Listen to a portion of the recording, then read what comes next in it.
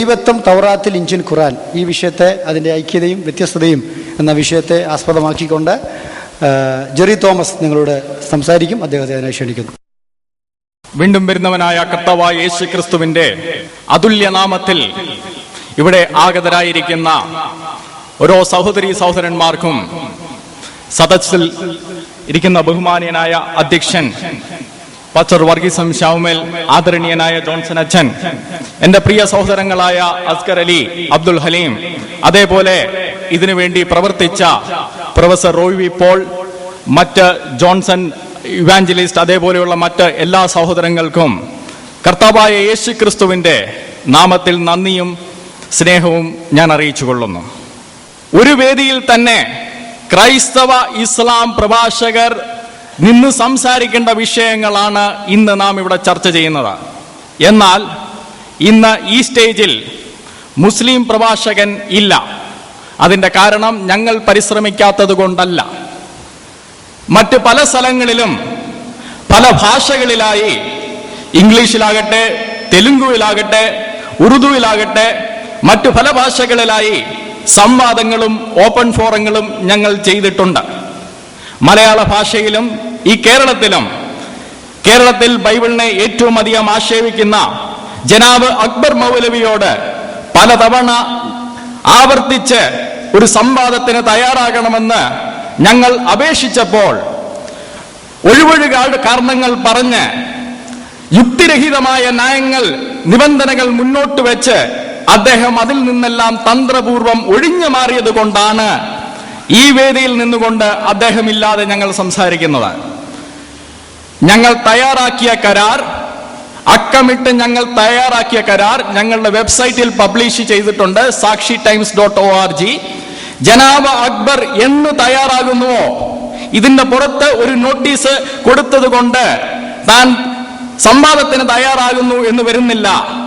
ഞങ്ങൾ തയ്യാറാക്കിയ കരാർ, അക്ബറുമായി ചർച്ച ചെയ്ത കരാർ ഞങ്ങളുടെ വെബ്സൈറ്റിൽ പബ്ലിഷ് ചെയ്തിട്ടുണ്ട്. തീയതിയും സ്ഥലവും നിശ്ചയിച്ചാൽ സൈൻ ചെയ്യാൻ ഞങ്ങൾ തയ്യാറാണ്. തയ്യാറാകാതെ നിൽക്കുന്നത് ജനാബ് അക്ബർ മൗലവിയാണ്.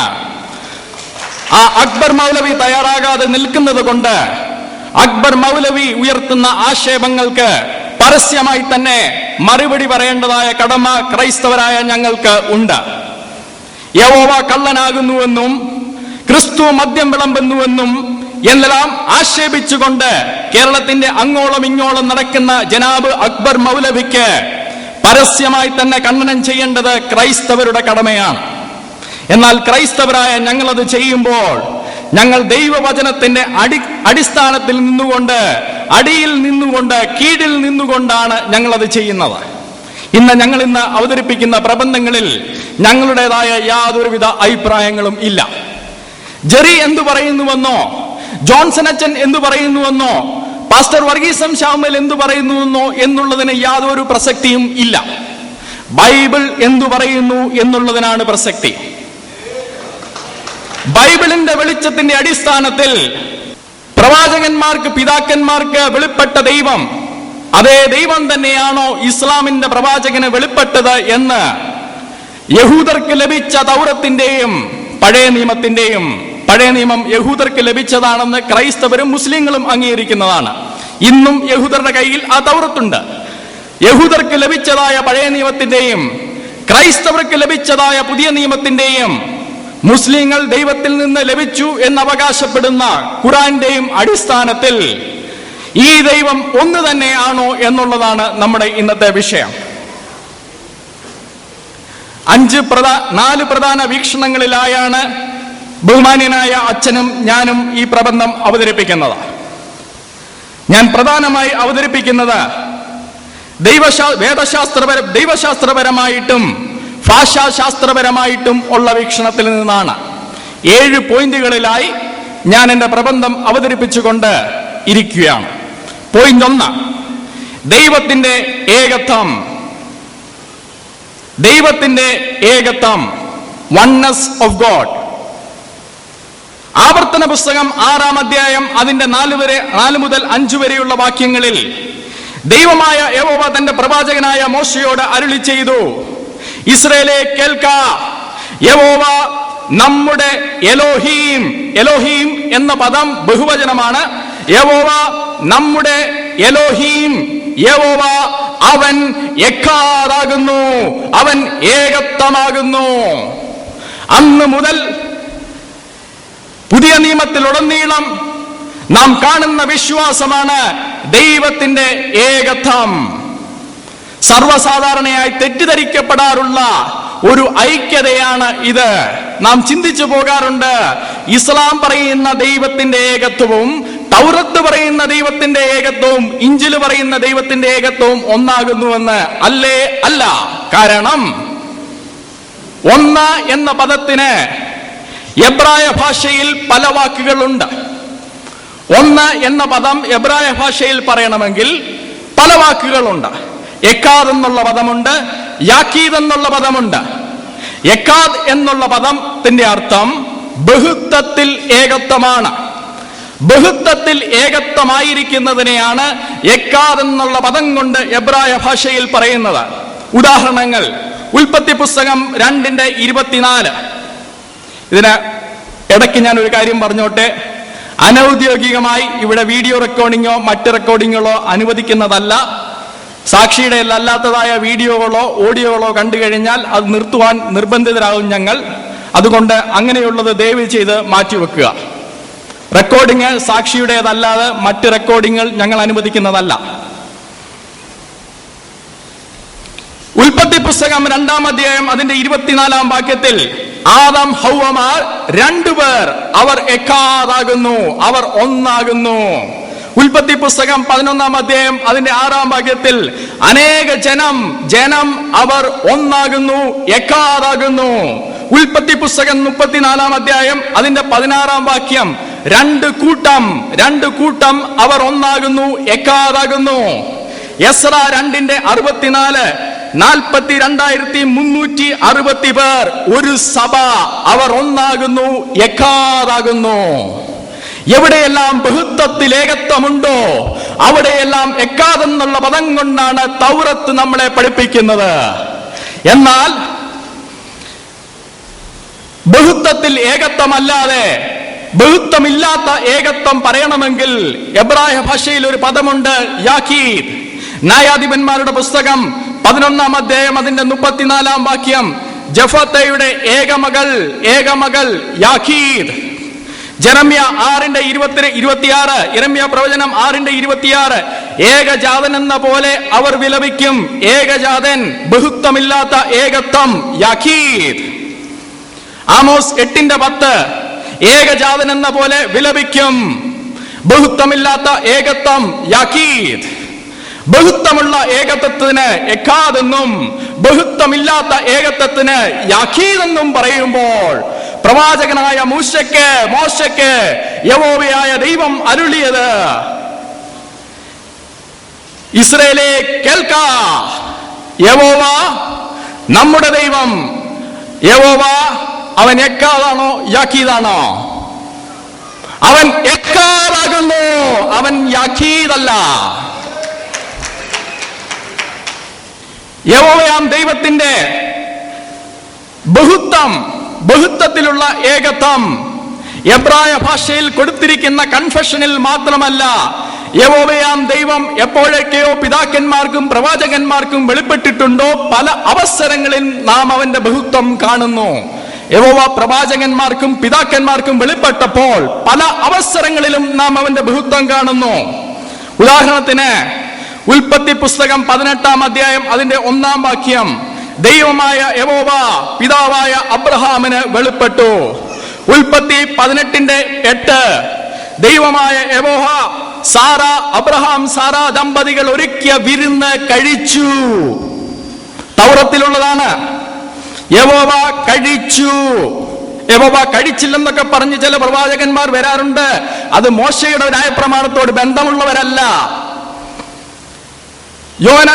ഉൽപ്പത്തി പുസ്തകം 18-ാം അധ്യായം അതിന്റെ 16 മുതൽ 33 വരെയുള്ള വാക്യങ്ങളിൽ ദൈവമായ യഹോവ പിതാവായ അബ്രാഹിമിനോട് മുഖാമുഖം സംസാരിച്ചു. ആ യഹോവ സൊദോം ഗൊമോരയ്ക്ക് പോയതിനു ശേഷം ഉൽപ്പത്തി പുസ്തകം 19-ാം അധ്യായം അതിന്റെ 24-ാം വാക്യത്തിൽ നാം ശ്രദ്ധിച്ചു വായിച്ചാൽ ഭൂമിയിലുള്ള യഹോവ അവൻ ആകാശത്ത് നിന്ന് യഹോവയുടെ സന്നിധിയിൽ നിന്ന്. എത്ര യഹോവയുണ്ട്? ഭൂമിയിൽ ഒരു യഹോവ, ആകാശത്ത് യഹോവ. യഹോവയുടെ സന്നിധിയിൽ നിന്ന് തീയും ഗന്ധകവും ഇറക്കി. പ്രവാചകന്മാർക്ക് വെളിപ്പെടുത്തിയ ദൈവം അവൻ ബഹുത്വത്തിൽ ഏകത്വമാണ്. ഇനിയും നിങ്ങൾക്ക് സംശയമുണ്ടോ? പ്രവചന പുസ്തകങ്ങൾ നമുക്ക് ഇനിയും നോക്കാം. സെക്രിയാവിന്റെ പുസ്തകം 2-ാം അധ്യായം അതിന്റെ 8-ാം വാക്യം. സൈന്യങ്ങളുടെ യഹോവ ഇപ്രകാരം അരുളി ചെയ്യുന്നു. അരുളി ചെയ്യുന്നത് സൈന്യങ്ങളുടെ ദൈവമായ യഹോവ. ശ്രദ്ധിച്ച് കേൾക്കണം. സംസാര കർത്താവ് യഹോവ. യഹോവ പറയുകയാണ്, അവൻ എന്നെ മഹത്വത്തിനായി അയച്ചിരിക്കുന്നു. സംസാര കർത്താവ് യഹോവ. യഹോവ പറയുന്നു, അവൻ എന്നെ മഹത്വത്തിനായി അയച്ചിരിക്കുന്നു. ആരാണ് സൈന്യങ്ങളുടെ ദൈവമായ യഹോവയെ അയച്ചത്? സെക്രിയാവ് 2:11 3 വാക്യങ്ങൾക്ക് താഴെ അതിന് ഉത്തരമുണ്ട്. സൈന്യങ്ങളുടെ ദൈവമായ യഹോവയെ അരുളി ചെയ്യുന്നു, സൈന്യങ്ങളുടെ യഹോവ എന്നെ നിന്റെ അടുക്കിലേക്ക് അയച്ചിരിക്കുന്നു. അയക്കപ്പെട്ടവൻ സൈന്യങ്ങളുടെ യഹോവ, അയച്ചത് സൈന്യങ്ങളുടെ യഹോവ. യഹോവയുടെ സത്തയിൽ എത്ര വ്യക്തിത്വമുണ്ട്? കുറഞ്ഞത് 2. എന്ന് മാത്രമല്ല, യെശയ്യാ പ്രവചനം 48-ാം അധ്യായം അതിന്റെ 12 മുതൽ 16 വരെയുള്ള വാക്യങ്ങളിൽ വായിക്കുമ്പോൾ സംസാര കർത്താവിനെ പറ്റി നിങ്ങൾ ശ്രദ്ധിച്ച് കേൾക്കണം. വളരെ ശ്രദ്ധയോട് കേൾക്കണം. സംസാര കർത്താവ് പറയുകയാണ്, ഞാൻ അനന്യൻ, ഞാൻ ആദ്യനും ഞാൻ അന്ത്യനുമാകുന്നു. എന്റെ കൈ ഭൂമിക്ക് അടിസ്ഥാനമിട്ടു, എന്റെ വലം കൈ ആകാശത്തെ വിരിച്ചു. ഇതാരാണ് സംസാര കർത്താവ്? ദൈവം. ഈ സംസാര കർത്താവ് 12-ാം അധ്യായത്തിൽ പറയുന്ന ഇതേ സംസാര കർത്താവ് 16-ാം വാക്യത്തിൽ വരുമ്പോൾ പറയുകയാണ്, ഇപ്പോഴോ യഹോവയായ കർത്താവ് എന്നെയും തന്റെ ആത്മാവിനെയും നിങ്ങളുടെ അടുക്കിലേക്ക് അയച്ചിരിക്കുന്നു. എത്ര വ്യക്തികളുണ്ട് അവിടെ? സംസാര കർത്താവായ യഹോവ, അയച്ച യഹോവ, യഹോവയുടെ ആത്മാവ്. എത്ര പേരുണ്ട്? 3. ഇതാണ് ന്യായപ്രമാണത്തിന്റെ ഉപദേശം. ഇത് തൗറത്തിന്റെ ഉപദേശമാണ്. ഇത് യഹൂദന്മാരുടെ കൈവശമുള്ള തൗറത്തിന്റെ ഉപദേശമാണ്. പുതിയ നിയമത്തിൽ നിന്നല്ല ഞാൻ ഇതുവരെ ഉദ്ധരിച്ചത്. ഇഞ്ചിലിൽ നിന്നല്ല, തൗറത്തിൽ നിന്നാണ് ഇതുവരെ പറഞ്ഞത്.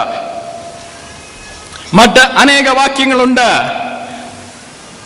പഴയ നിയമത്തിൽ തന്നെ ദൈവം ഞാൻ എക്കാതാകുന്നുവെന്നും അവൻ പ്രത്യക്ഷപ്പെടുമ്പോൾ പല അവസരങ്ങളിലും അവന്റെ ബഹുത്വത്വവും നാം ദർശിക്കുന്നു. ഇത് തന്നെയല്ലേ പുതിയ നിയമവും പഠിപ്പിക്കുന്നത്? മർക്കോസിന്റെ സുവിശേഷം 12-ാം അധ്യായം അതിന്റെ 29-ാം വാക്യത്തിൽ, ഇസ്രായേലേ കേൾക്ക, കർത്താവ് നമ്മുടെ ദൈവം ഒന്നാകുന്നു എന്ന് പറയുമ്പോൾ അവിടെയും ഉപയോഗിച്ചിരിക്കുന്നത് ബഹുത്വത്തിൽ ഏകത്വം ഉൾക്കൊള്ളുന്ന ഹെൻ എന്ന ഗ്രീക്ക് പദമാണ്. എക്കാദ് എന്നുള്ള പദമായിരുന്നു എബ്രായ ഭാഷയിൽ ഉപയോഗിച്ചതെങ്കിൽ ഹെൻ എന്നുള്ള ബഹുത്വത്തിൽ ഏകത്വം ഉൾക്കൊള്ളുന്ന അതേ പദമാണ് നമ്മുടെ കർത്താവായ യേശു ക്രിസ്തു പുതിയ നിയമത്തിൽ ഉപയോഗിച്ചത്. ഭാഷ 2 ആണെങ്കിലും അർത്ഥം 2 രീതിയിലും ഉൾക്കൊള്ളുന്നുണ്ട്. നാം അതേ വാക്ക് തന്നെ 1 കൊരിന്ത്യർ 8-ാം അധ്യായം അതിന്റെ 4-ാം വാക്യത്തിൽ ദൈവം ഒന്നാകുന്നു എന്ന് പറയുമ്പോഴും ഇതേ പദമാണ് ഉപയോഗിച്ചിരിക്കുന്നത്.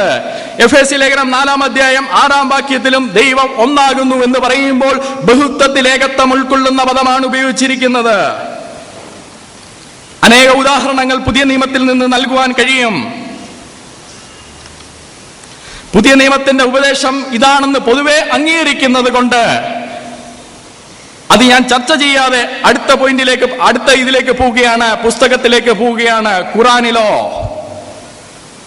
ഖുറാനിൽ എങ്ങനെയാണ്?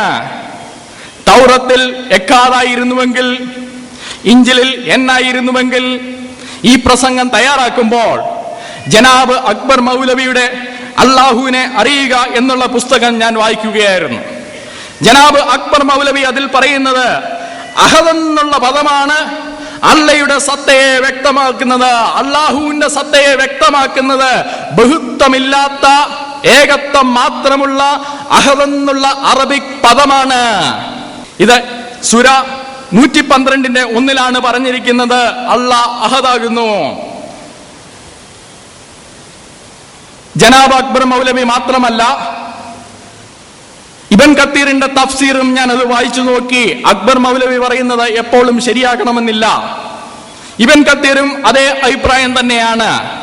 അങ്ങനെയാണെങ്കിൽ ബഹുത്വമുള്ള ഏകത്വം പറയുന്ന തൗറത്തും ബഹുത്വമുള്ള ഏകത്വം പറയുന്ന പുതിയ നിയമവും ബഹുത്വമില്ലാത്ത ഏകത്വം പറയുന്ന ഖുറാനും ഇത് മൂന്നും ഒന്നാണോ പഠിപ്പിക്കുന്നത്? അല്ലേ? അല്ല. എന്ന് മാത്രമല്ല പ്രിയ സ്നേഹിതരെ, ജനാബ് അക്ബർ മൗലവി എന്തു പറയുന്നു എന്നുള്ളതിൽ ഇസ്ലാമിനും യാതൊരു വിലയുമില്ല. ഖുറാൻ എന്തു പറയുന്നു എന്നുള്ളതിനാണ്. അറബിക് വിദ്യാർത്ഥികളുമായി ഞാനിതൊന്ന് ചർച്ച ചെയ്തു. അറബിക് വിദ്യാർത്ഥികൾ പറയുന്നത് അഹദ് എന്നുള്ള പദം എപ്പോഴെല്ലാം ഖുറാൻ ഉപയോഗിച്ചിട്ടുണ്ടോ, അഹദ് എന്നുള്ള പദം എപ്പോഴെല്ലാം ഖുറാൻ ഉപയോഗിച്ചിട്ടുണ്ടോ അപ്പോഴെല്ലാം അനേകരിൽ ഒരുവനെയോ കൂട്ടത്തിൽ ഒരുവനെയോ ചൂണ്ടിക്കാട്ടുവാൻ വേണ്ടിയാണ് ആ പദം ഉപയോഗിച്ചിരിക്കുന്നത്. ബഹുത്വമില്ലാത്ത ഏകത്വത്തിനെ അല്ല, ബഹുത്വമുള്ള ഏകത്വത്തിനെയോ അല്ല, അനേകരിൽ ഒരു കൂട്ടത്തിൽ ഒരുവനെ ചൂണ്ടിക്കാട്ടുവാൻ വേണ്ടിയാണ് അഹദ് എന്നുള്ള പദം ഉപയോഗിച്ചിരിക്കുന്നത്. ഉദാഹരണത്തിന് സൂറ പശു, പശു എന്ന് പറയുന്നത് സൂറയുടെ പേരാണ്. കൗ എന്ന് പറയുന്നത് അത് മലയാളത്തിൽ ഞാൻ പറയുന്നുള്ളൂ. സൂറ പശു 2:96 വിഗ്രഹാരാധികളിൽ ഒരുവൻ അഹദ് എന്നുള്ള പദമാണ്. സൂറ പശു 2:136 പ്രവാചകന്മാരിൽ ഒരുവൻ അഹദ് എന്നുള്ള പദമാണ്. ഒരു കൂട്ടത്തിൽ ഒരുവനെ കാണിക്കാൻ വേണ്ടിയാണ് അഹദ് എന്നുള്ള പദം ഉപയോഗിച്ചിരിക്കുന്നത്. സൂറ പശ്ചാത്താപം 9:84 അവിശ്വാസികളിൽ ഒരുവന്റെയും ശവകുടീരത്തിൽ നിങ്ങൾ പ്രാർത്ഥിക്കരുതെന്ന് പറയുമ്പോൾ അവിടെയും കൂട്ടത്തിൽ ഒരുവനെ കാണിക്കാൻ വേണ്ടിയാണ് അഹദ് എന്നുള്ള പദം ഉപയോഗിച്ചിരിക്കുന്നത്. അങ്ങനെയാകുമ്പോൾ പ്രിയ സ്നേഹിതരെ, അല്ലാഹ് അഹദാകുന്നു എന്ന് പറയുമ്പോൾ ഖുറാന്റെ മാത്രം വെളിച്ചത്തിൽ ജനാബ് അക്ബർ മൗലവിയുടെ വ്യാഖ്യാനങ്ങളില്ലാതെ, ഇവൻ കത്തീറിന്റെ വ്യാഖ്യാനങ്ങളില്ലാതെ, മറ്റ് ഇസ്ലാം പണ്ഡിതന്മാരുടെ വ്യാഖ്യാനങ്ങളില്ലാതെ ഖുറാന്റെ മാത്രം വെളിച്ചത്തിൽ നാം വായിക്കുകയാണെങ്കിൽ അല്ലാഹ് അനേകരിൽ ഒരുവനാകുന്നു എന്നാണ് നാം അതിനെ മനസ്സിലാക്കേണ്ടത്. അല്ലാഹ് ബഹുത്വമില്ലാത്ത ഏകത്വമല്ല, ഏതോ അനേകരിൽ ഒരുവനായ ഒരുവൻ എന്ന് മാത്രമേ നാം മനസ്സിലാക്കേണ്ടതായുള്ളൂ. മറ്റ് അനേക റെഫറൻസുകളുണ്ട്, ചോദിച്ചാൽ അത് തരാവുന്നതാണ്. ദൈവത്തിന്റെ ഏകത്വം പോയിന്റ് 1, ദൈവത്തിന്റെ ഏകത്വം തൗറത്തും ഇഞ്ചിലും പഠിപ്പിക്കുമ്പോൾ അത് ബഹുത്വത്തിൽ ഏകത്വമാണെങ്കിൽ, ഖുറാന്റെ അടിസ്ഥാനത്തിൽ നോക്കുകയാണെങ്കിൽ, മുസ്ലിം പണ്ഡിതന്മാരുടെ അടിസ്ഥാനത്തിൽ നോക്കുകയാണെങ്കിൽ ബഹുത്വമില്ലാത്ത ഏകത്വമാണ്. ഖുറാന്റെ വെളിച്ചത്തിൽ നോക്കുകയാണെങ്കിൽ അനേകരിൽ ഒരുവനാണ് അല്ലാഹ്. പോയിന്റ് 2,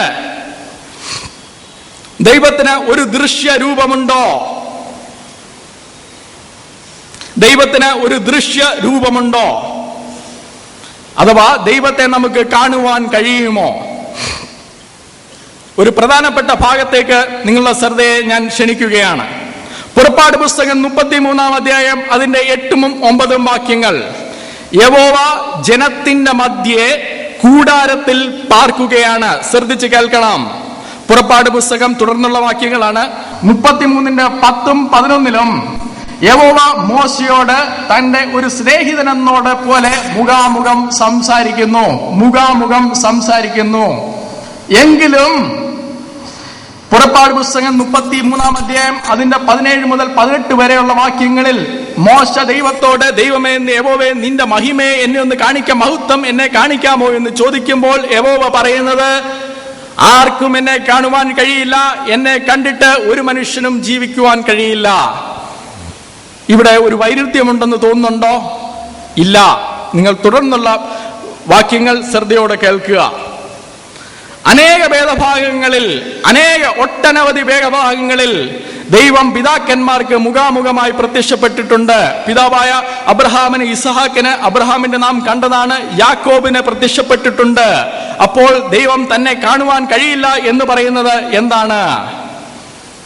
ദൈവത്തിന് നാം ചിന്തിച്ചു, ദൈവത്തിന്റെ ബഹുത്വമുള്ള വ്യക്തിത്വമാണ്, ഏകത്വമാണ് ദൈവം.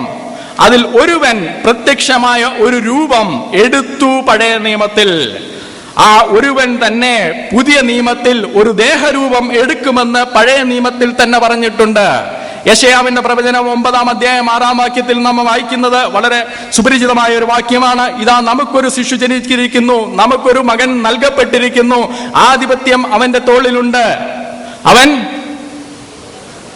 അത്ഭുത മന്ത്രി, വീരനാം ദൈവം ഒരു ദേഹരൂപം ഇനിയും എടുക്കുവാൻ ഇരിക്കുന്നുവെന്ന് തൗറത്തിൽ നമ്മെ പഠിപ്പിക്കുന്നുണ്ട്. നാം തൗറത്തിലെ വായിച്ചതുപോലെ ഇഞ്ചിലേക്ക് വരാം. ഞാൻ പറഞ്ഞു, പുറപ്പാട് പുസ്തകം 33 അധ്യായം വായിക്കുമ്പോൾ നിങ്ങൾ ശ്രദ്ധിച്ചിരിക്കണം. യഹോവ മനുഷ്യനോടുകൂടെ കൂടാരത്തിൽ വസിച്ച്, മനുഷ്യന്റെ മധ്യേ കൂടാരത്തിൽ വസിച്ച് മോശയോട് മുഖാമുഖം സംസാരിക്കുമ്പോഴാണ് നാം മറ്റു വാക്യങ്ങളിൽ വായിച്ചത്. പുതിയ നിയമത്തിലേക്ക് വരുമ്പോൾ യോഹന്നാന്റെ സുവിശേഷം 1 അധ്യായത്തിൽ പറയുന്നത്, വചനം ജഡമായി അവൻ നമ്മുടെ ഇടയിൽ പാർത്തു. പഴയ നിയമത്തിൽ അവൻ കൂടാരത്തിൽ ജനമധ്യേ പാർത്തതുപോലെ ഇവിടെ അവൻ വചനം ജഡമായി നമ്മുടെ ഇടയിൽ പാർത്തു. പാർത്തിട്ട് ഞങ്ങൾ അവന്റെ തേജസ് പിതാവിൽ നിന്ന് ഏകജാതനായവന്റെ തേജസ്സായി കണ്ടു. അതേ വാക്യത്തിൽ തന്നെ, അതേ അധ്യായത്തിൽ തന്നെ പറയുന്നത്, ദൈവത്തെ ആരും ഒരു നാളും കണ്ടിട്ടില്ല.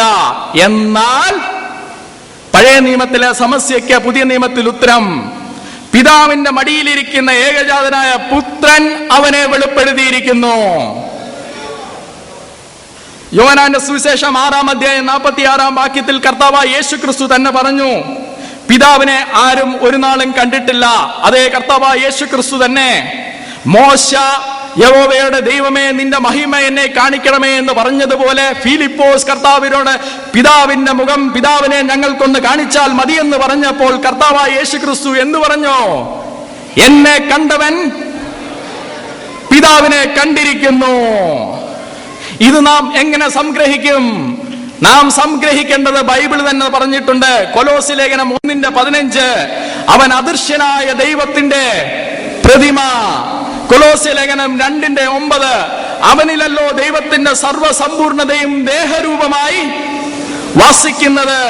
എബ്രായർ 1:3 അവൻ അവന്റെ തേജസ്സിന്റെ പ്രഭയും തത്വത്തിന്റെ മുദ്രയും ആകുന്നു. അദൃശ്യനായ ദൈവത്തിന് ഒരു ദേഹരൂപം എടുത്തുവെങ്കിൽ അത് കർത്താവായ യേശു ക്രിസ്തുവാണ്. ബൈബിളിന്റെ ഉപദേശം വ്യക്തമാണ്. എന്നാൽ ഖുർആന്റെ ഉപദേശം എന്താണ്? ഖുർആന്റെ ഉപദേശത്തിലേക്ക് വരുമ്പോൾ അവിടെ ആകെ ഒരു സംശയമാണ്. ജനാബ് അക്ബർ മൗലവി ഒരു കാലത്ത് പഠിപ്പിച്ചുകൊണ്ടിരുന്നു, അള്ളയ്ക്ക് ജഡമുണ്ടെന്ന് പറയുന്നവൻ അവൻ അവിശ്വാസിയാണ്, അവൻ കാഫറാണ്, അത് ജാതികീയ ചിന്തയാണ് എന്ന് ജനാബ് അക്ബർ മൗലവി ഈ കേരളത്തിൽ ഒരു കാലത്ത് പഠിപ്പിച്ചിരുന്നുവെങ്കിൽ, അതേ ജനാബ് അക്ബർ മൗലവി തന്നെ ഇന്ന് പറയുന്നത് അള്ളയ്ക്ക് കൈയുണ്ട്, കാലുണ്ട്, ശരീരമുണ്ട്, ശിരസ്സുണ്ട്, സിംഹാസനമുണ്ട്. എന്താണ് കാരണം? അന്ന് ജനാബ് അക്ബർ മൗലവി പറഞ്ഞത് ഖുർആന്റെ അടിസ്ഥാനത്തിലാണ്. ഇന്ന് ജനാബ് അക്ബർ മൗലവി പറയുന്നതും ഖുർആന്റെ അടിസ്ഥാനത്തിൽ തന്നെയാണ്. സൂറ കാലികൾ 6:102 മുതൽ 103 വരെയുള്ള വാക്യങ്ങളിലും സൂറ കൂടിയാലോചന 42:51 വാക്യത്തിലും അള്ളാഹു അദൃശ്യനാണ് എന്നുള്ളൊരു ധ്വനി നമുക്ക് കിട്ടുന്നുണ്ട്. അതിന്റെ അടിസ്ഥാനത്തിലാണ് ജനാബ് അക്ബർ മൗലവി പണ്ടൊരിക്കൽ പറഞ്ഞത് അള്ളയ്ക്ക് ദൃശ്യമായ ഒരു രൂപമില്ല. എന്നാൽ സൂറ 10:3 വാക്യത്തിൽ അള്ളാഹു സിംഹാസനത്തിൽ ഇരിക്കുന്നു. സൂറ 55:26 മുതൽ 27 വരെയുള്ള വാക്യത്തിൽ അള്ളാഹുവിനൊരു മുഖമുണ്ട്. സൂറ 48:10 അള്ളയ്ക്ക് കൈയുണ്ട്. സൂറ 20:36 മുതൽ 39 വരെയുള്ള വാക്യങ്ങളിൽ അള്ളാഹുവിന് കണ്ണുകളുണ്ട്. ഒരു കാലത്ത് ജനാബ് അക്ബർ മൗലവി ഇതൊക്കെ ആലങ്കാരികമാണ് എന്ന് പറഞ്ഞിരുന്നുവെങ്കിൽ, ഇന്ന് അതേ ജനാബ് അക്ബർ മൗലവി പറയുന്നത് ആലങ്കാരികമായി നമുക്ക് വ്യാഖ്യാനിക്കുവാൻ കഴിയില്ല, ഇത് അക്ഷരാർത്ഥത്തിൽ തന്നെ വിശ്വസിക്കണമെന്നാണ്. ജനാബ് അക്ബർ മൗലവിക്ക് അള്ളാഹുവിന് ദൃശ്യമായ ഒരു രൂപമുണ്ടോ ഇല്ലയോ എന്ന് ചോദിച്ചാൽ 2 കാലഘട്ടത്തിൽ അദ്ദേഹത്തിന് 2 ഉത്തരമാണ്, ബൈബിളിന് ഒരു ഉത്തരമേ ഉള്ളൂ. എന്നാൽ പ്രിയ സ്നേഹിതരെ, ജനാബ് അക്ബർ മൗലവിയുടെ ഇന്നത്തെ വ്യാഖ്യാന ശാസ്ത്രം എടുക്കുകയാണെങ്കിൽ ജനാബ് അക്ബർ മൗലവി പറയുന്നത് ഇതെല്ലാം നാം അക്ഷരാർത്ഥത്തിൽ തന്നെ ഖുർആനിൽ നിന്ന് വായിക്കണമെന്നാണ്. കഷ്ടമെന്ന് പറയട്ടെ, ജനാബ് അക്ബർ മൗലവിയുടെ വ്യാഖ്യാന ശാസ്ത്രം നാം അതേപോലെ എടുക്കുകയാണെങ്കിൽ സൂറ 28:88 പറയുന്നത് അള്ളാഹുവിന്റെ മുഖമൊഴികെ സകലവും നശിച്ചു പോകും. അള്ളയുടെ കൈകാലുകൾ നഷ്ടപ്പെട്ട്, അള്ളയുടെ ദേഹം ശിരസിൽ നിന്ന് വിച്ഛേദിക്കപ്പെട്ട്, മുഖം മാത്രമായി. ജനാബ് അക്ബർ മൗലവി പറയുന്നത് എല്ലാം നമ്മൾ അങ്ങ് അക്ഷരാർത്ഥത്തിൽ വ്യാഖ്യാനിക്കണമെന്നാണ്. അതുകൊണ്ട് അക്ഷരാർത്ഥത്തിൽ വ്യാഖ്യാനിക്കുന്നു എന്നേ ഉള്ളൂ. ജനാബ് അക്ബർ മൗലവിയുടെ അതേ വ്യാഖ്യാന ശാസ്ത്രം എടുക്കുകയാണെങ്കിൽ ഏറ്റവും അവസാനം അള്ളാഹു ശിരസിൽ നിന്ന് ഉടൽ വിച്ഛേദിക്കപ്പെട്ട് കൈകാലുകൾ നഷ്ടപ്പെട്ടവനായി മുഖം മാത്രമായി ശേഷിക്കുന്ന ഏതോ ഒരു ആത്മാവാണ്. ഇത് നമ്മുടെ ദൈവം അല്ലേ? അല്ല. പോയിന്റ് 3, ദൈവത്തിന്റെ പേരെന്ത്? പലപ്പോഴും ജനാബ് അക്ബർ മൗലവിയെ പോലുള്ള ദാവാ പ്രാസംഗികർ പറഞ്ഞു നടക്കാറുണ്ട്, പഴയ നിയമ പുസ്തകത്തിലും എൽ എലോഹീം എലാ എലോഹ എന്നുള്ള പദങ്ങൾ ഉപയോഗിച്ചതുപോലെ തന്നെയാണ് അറബിക്കിൽ അല്ല എന്നുള്ള പദം വരുന്നത്. അതുകൊണ്ട് പഴയ നിയമത്തിലെയും അറബിക്കിലെയും ഖുർആനിലെയും ദൈവത്തിന്റെ പേര് ഒന്നാണ്. നാം ചിന്തിക്കണം, എലോഹ, എലോഹീം, എല എന്നുള്ള പദങ്ങൾ എബ്രായ ഭാഷയിലാണ്. ഉച്ചാരണത്തിലുള്ള സാമ്യം കൊണ്ട് അക്ബർ മൗലവിയെ പോലുള്ള ദാവാ പ്രാസംഗികർ നമ്മളോട് പറയുന്നത് ഇത് രണ്ടും ഒന്നാണെന്നാണ്. അങ്ങനെയെങ്കിൽ ബാക്കിയുള്ള ഉച്ചാരണത്തിലുള്ള സാമ്യങ്ങളുള്ള അനേക പദങ്ങളുണ്ടല്ലോ. സലത്ത് എന്നുള്ള അറബിക് പദം, ഹീബ്രുവിൽ സലത്ത് എന്ന് പറഞ്ഞാൽ, അറബിക്കിൽ സലത്ത് എന്ന് പറഞ്ഞാൽ പ്രാർത്ഥനയാണ്. മുസ്ലിങ്ങൾ 5 നേരം സലത്ത് ചെയ്യണമെന്ന് പറഞ്ഞാൽ മുസ്ലിങ്ങൾ 5 നേരം പ്രാർത്ഥിക്കണം. ഹീബ്രുവിൽ സലത്ത് എന്ന് പറഞ്ഞാൽ സലാഡാണ്. സലാഡ്, വെജിറ്റബിൾ ഒക്കെ അരിഞ്ഞിട്ടുണ്ടാക്കുന്ന സലാഡ്. ഹീബ്രുവിൽ നാം പറയുകയാണ്, അക്ബർ മൗലവി ഉച്ചാരണത്തിലുള്ള സാമ്യം കൊണ്ട് എലോഹായും അള്ളയും ഒക്കെ ഒന്നാണെന്ന് പറയുകയാണെങ്കിൽ ഉച്ചാരണത്തിൽ മാത്രമല്ല വാക്കിൽ തന്നെ സാമ്യമുള്ള സലത്തും എബ്രായ ഭാഷയും അറബിക് ഭാഷയും അക്ബർ മൗലവി എടുക്കുമോ? എന്തിനേറെ പറയുന്നു, അല്ല എന്നുള്ള പദം ഗ്രീക്കിലേക്ക് വരികയാണെങ്കിൽ മലയാളത്തിലെ പോലെ അല്ല എന്നുള്ളതാണ്. അല്ല, ഇത് ആര് വന്നിരിക്കുന്നു എന്ന് ചോദിച്ചു കഴിഞ്ഞാൽ അള്ളാഹു വന്നിരിക്കുന്നു എന്നാണോ നാം മലയാളത്തിൽ അർത്ഥമാക്കുന്നത്? ഉച്ചാരണ സാമ്യങ്ങളിൽ ഉള്ളത് കൊണ്ട്, ഉച്ചാരണ സാമ്യം ഒരു ഭാഷയിൽ ഒരു പദവും മറ്റൊരു ഭാഷയിൽ മറ്റൊരു പദവും, ഇത് തമ്മിൽ ഉച്ചാരണ സാമ്യങ്ങൾ ഉള്ളത് കൊണ്ട് ഇത് രണ്ടും ഒന്നാണെന്ന് പറയുന്നത് മൗഢ്യമാണ് പ്രിയ സ്നേഹിതരെ. എന്നാൽ അത് വാദത്തിന് വേണ്ടി അങ്ങ് അംഗീകരിച്ചു എന്ന് വരട്ടെ, ഒരു വാദത്തിന് വേണ്ടി നാം അതങ്ങ് അംഗീകരിച്ചു. എന്നാൽ പോലും തൗറത്തിലെയും ഇഞ്ചിലെയും ഖുർആനിലെയും ദൈവത്തിന്റെ പേര് ഒന്നാകുന്നില്ല. കാരണം എന്ത്? എൽ എലോഹീം എലാഹ എലോഹ എന്നുള്ളതായ ഈ പദങ്ങൾ പഴയ നിയമത്തിൽ ഏകസത്യ ദൈവത്തിന് ഉപയോഗിച്ചിട്ടുള്ളത് പോലെ തന്നെ അസത്യ ദൈവങ്ങൾക്കും ഉപയോഗിച്ചിട്ടുണ്ട്. ഉദാഹരണത്തിന് പുറപ്പാട് 15:1, ദാനിയേൽ 11:36 എൽ എന്നുള്ള പദം അസത്യ ദൈവങ്ങൾക്ക് ഉപയോഗിച്ചിട്ടുണ്ട്. പുറപ്പാട് 12:12, 18:11, 20:3, 23:13, 33, 32:1 എന്നിതാദി ഭാഗങ്ങളിൽ എലോഹീം എന്നുള്ള പദം അസത്യ ദൈവങ്ങൾക്ക് ഉപയോഗിച്ചിട്ടുണ്ട്. 2 ദിനവൃത്താന്തം ഏകസത്യ ദൈവത്തിന്റെ പേരായിരുന്നു എലോഹീമെങ്കിൽ അത് അസത്യ ദൈവങ്ങൾക്ക് ഉപയോഗിക്കുമോ? ഇല്ലേ? ഇല്ല. അത് ടൈറ്റിൽ മാത്രമാണ്. ദൈവം എന്ന് പറയുന്നത് പോലെ ഒരു ടൈറ്റിൽ മാത്രമാണ്, അത് പേരല്ല. അതേപോലെ തന്നെ 2 ദിനവൃത്താന്തം 32:15, ദാനിയേൽ 11:37 എന്നിതാദി ഭാഗങ്ങളിൽ എലോഹ എന്നുള്ള പദവും അസത്യ ദൈവങ്ങൾക്ക് ഉപയോഗിച്ചിട്ടുണ്ട്. യിരെമ്യാവ് 10:1, ദാനിയേൽ 2:11, ദാനിയേൽ 3:14 എന്നിതാദി ഭാഗങ്ങളിൽ എല എന്നുള്ള പദവും അസത്യ ദൈവങ്ങൾക്ക് ഉപയോഗിച്ചിട്ടുണ്ട്. അതുകൊണ്ട് ഇത് സത്യദൈവത്തിന്റെ പേരല്ല, ഒരു ടൈറ്റിൽ മാത്രമാകുന്നു. ദൈവം എന്ന് നാം പറയുന്നത് പോലെ, ഈശ്വരൻ എന്ന് പറയുന്നത് പോലെ ഒരു പേര് മാത്രമാകുന്നു, ഒരു ടൈറ്റിൽ മാത്രമാകുന്നു. എന്നാൽ പഴയ നിയമത്തിലെ ദൈവത്തിന്റെ പേരെന്ത്? അത് പഴയ നിയമത്തിൽ ദൈവം വളരെ വ്യക്തമായി പറയുന്നു. പേര് വെളിപ്പെടുത്തുവാൻ ഭയമില്ലാത്ത ദൈവമാണ് നമ്മുടേത്. പുറപ്പാട് പുസ്തകം 15-ാം അധ്യായം അതിന്റെ 3-ാം വാക്യത്തിൽ യഹോവ യുദ്ധവീരൻ, യഹോവ എന്ന് അവന്റെ നാമം. ആവർത്തന പുസ്തകം 28-ാം അധ്യായം അതിന്റെ 58-ാം വാക്യത്തിൽ യഹോവ എന്നാകുന്നു അവന്റെ നാമം. സങ്കീർത്തനങ്ങൾ 83:18 യഹോവ എന്നാകുന്നു അവന്റെ നാമം. യെശയ്യാവ് 42:8 ഞാൻ യഹോവ അതാകുന്നു എന്റെ നാമം. യിരെമ്യാവ് 10:16 സൈന്യങ്ങളുടെ യഹോവ എന്നാകുന്നു അവന്റെ നാമം.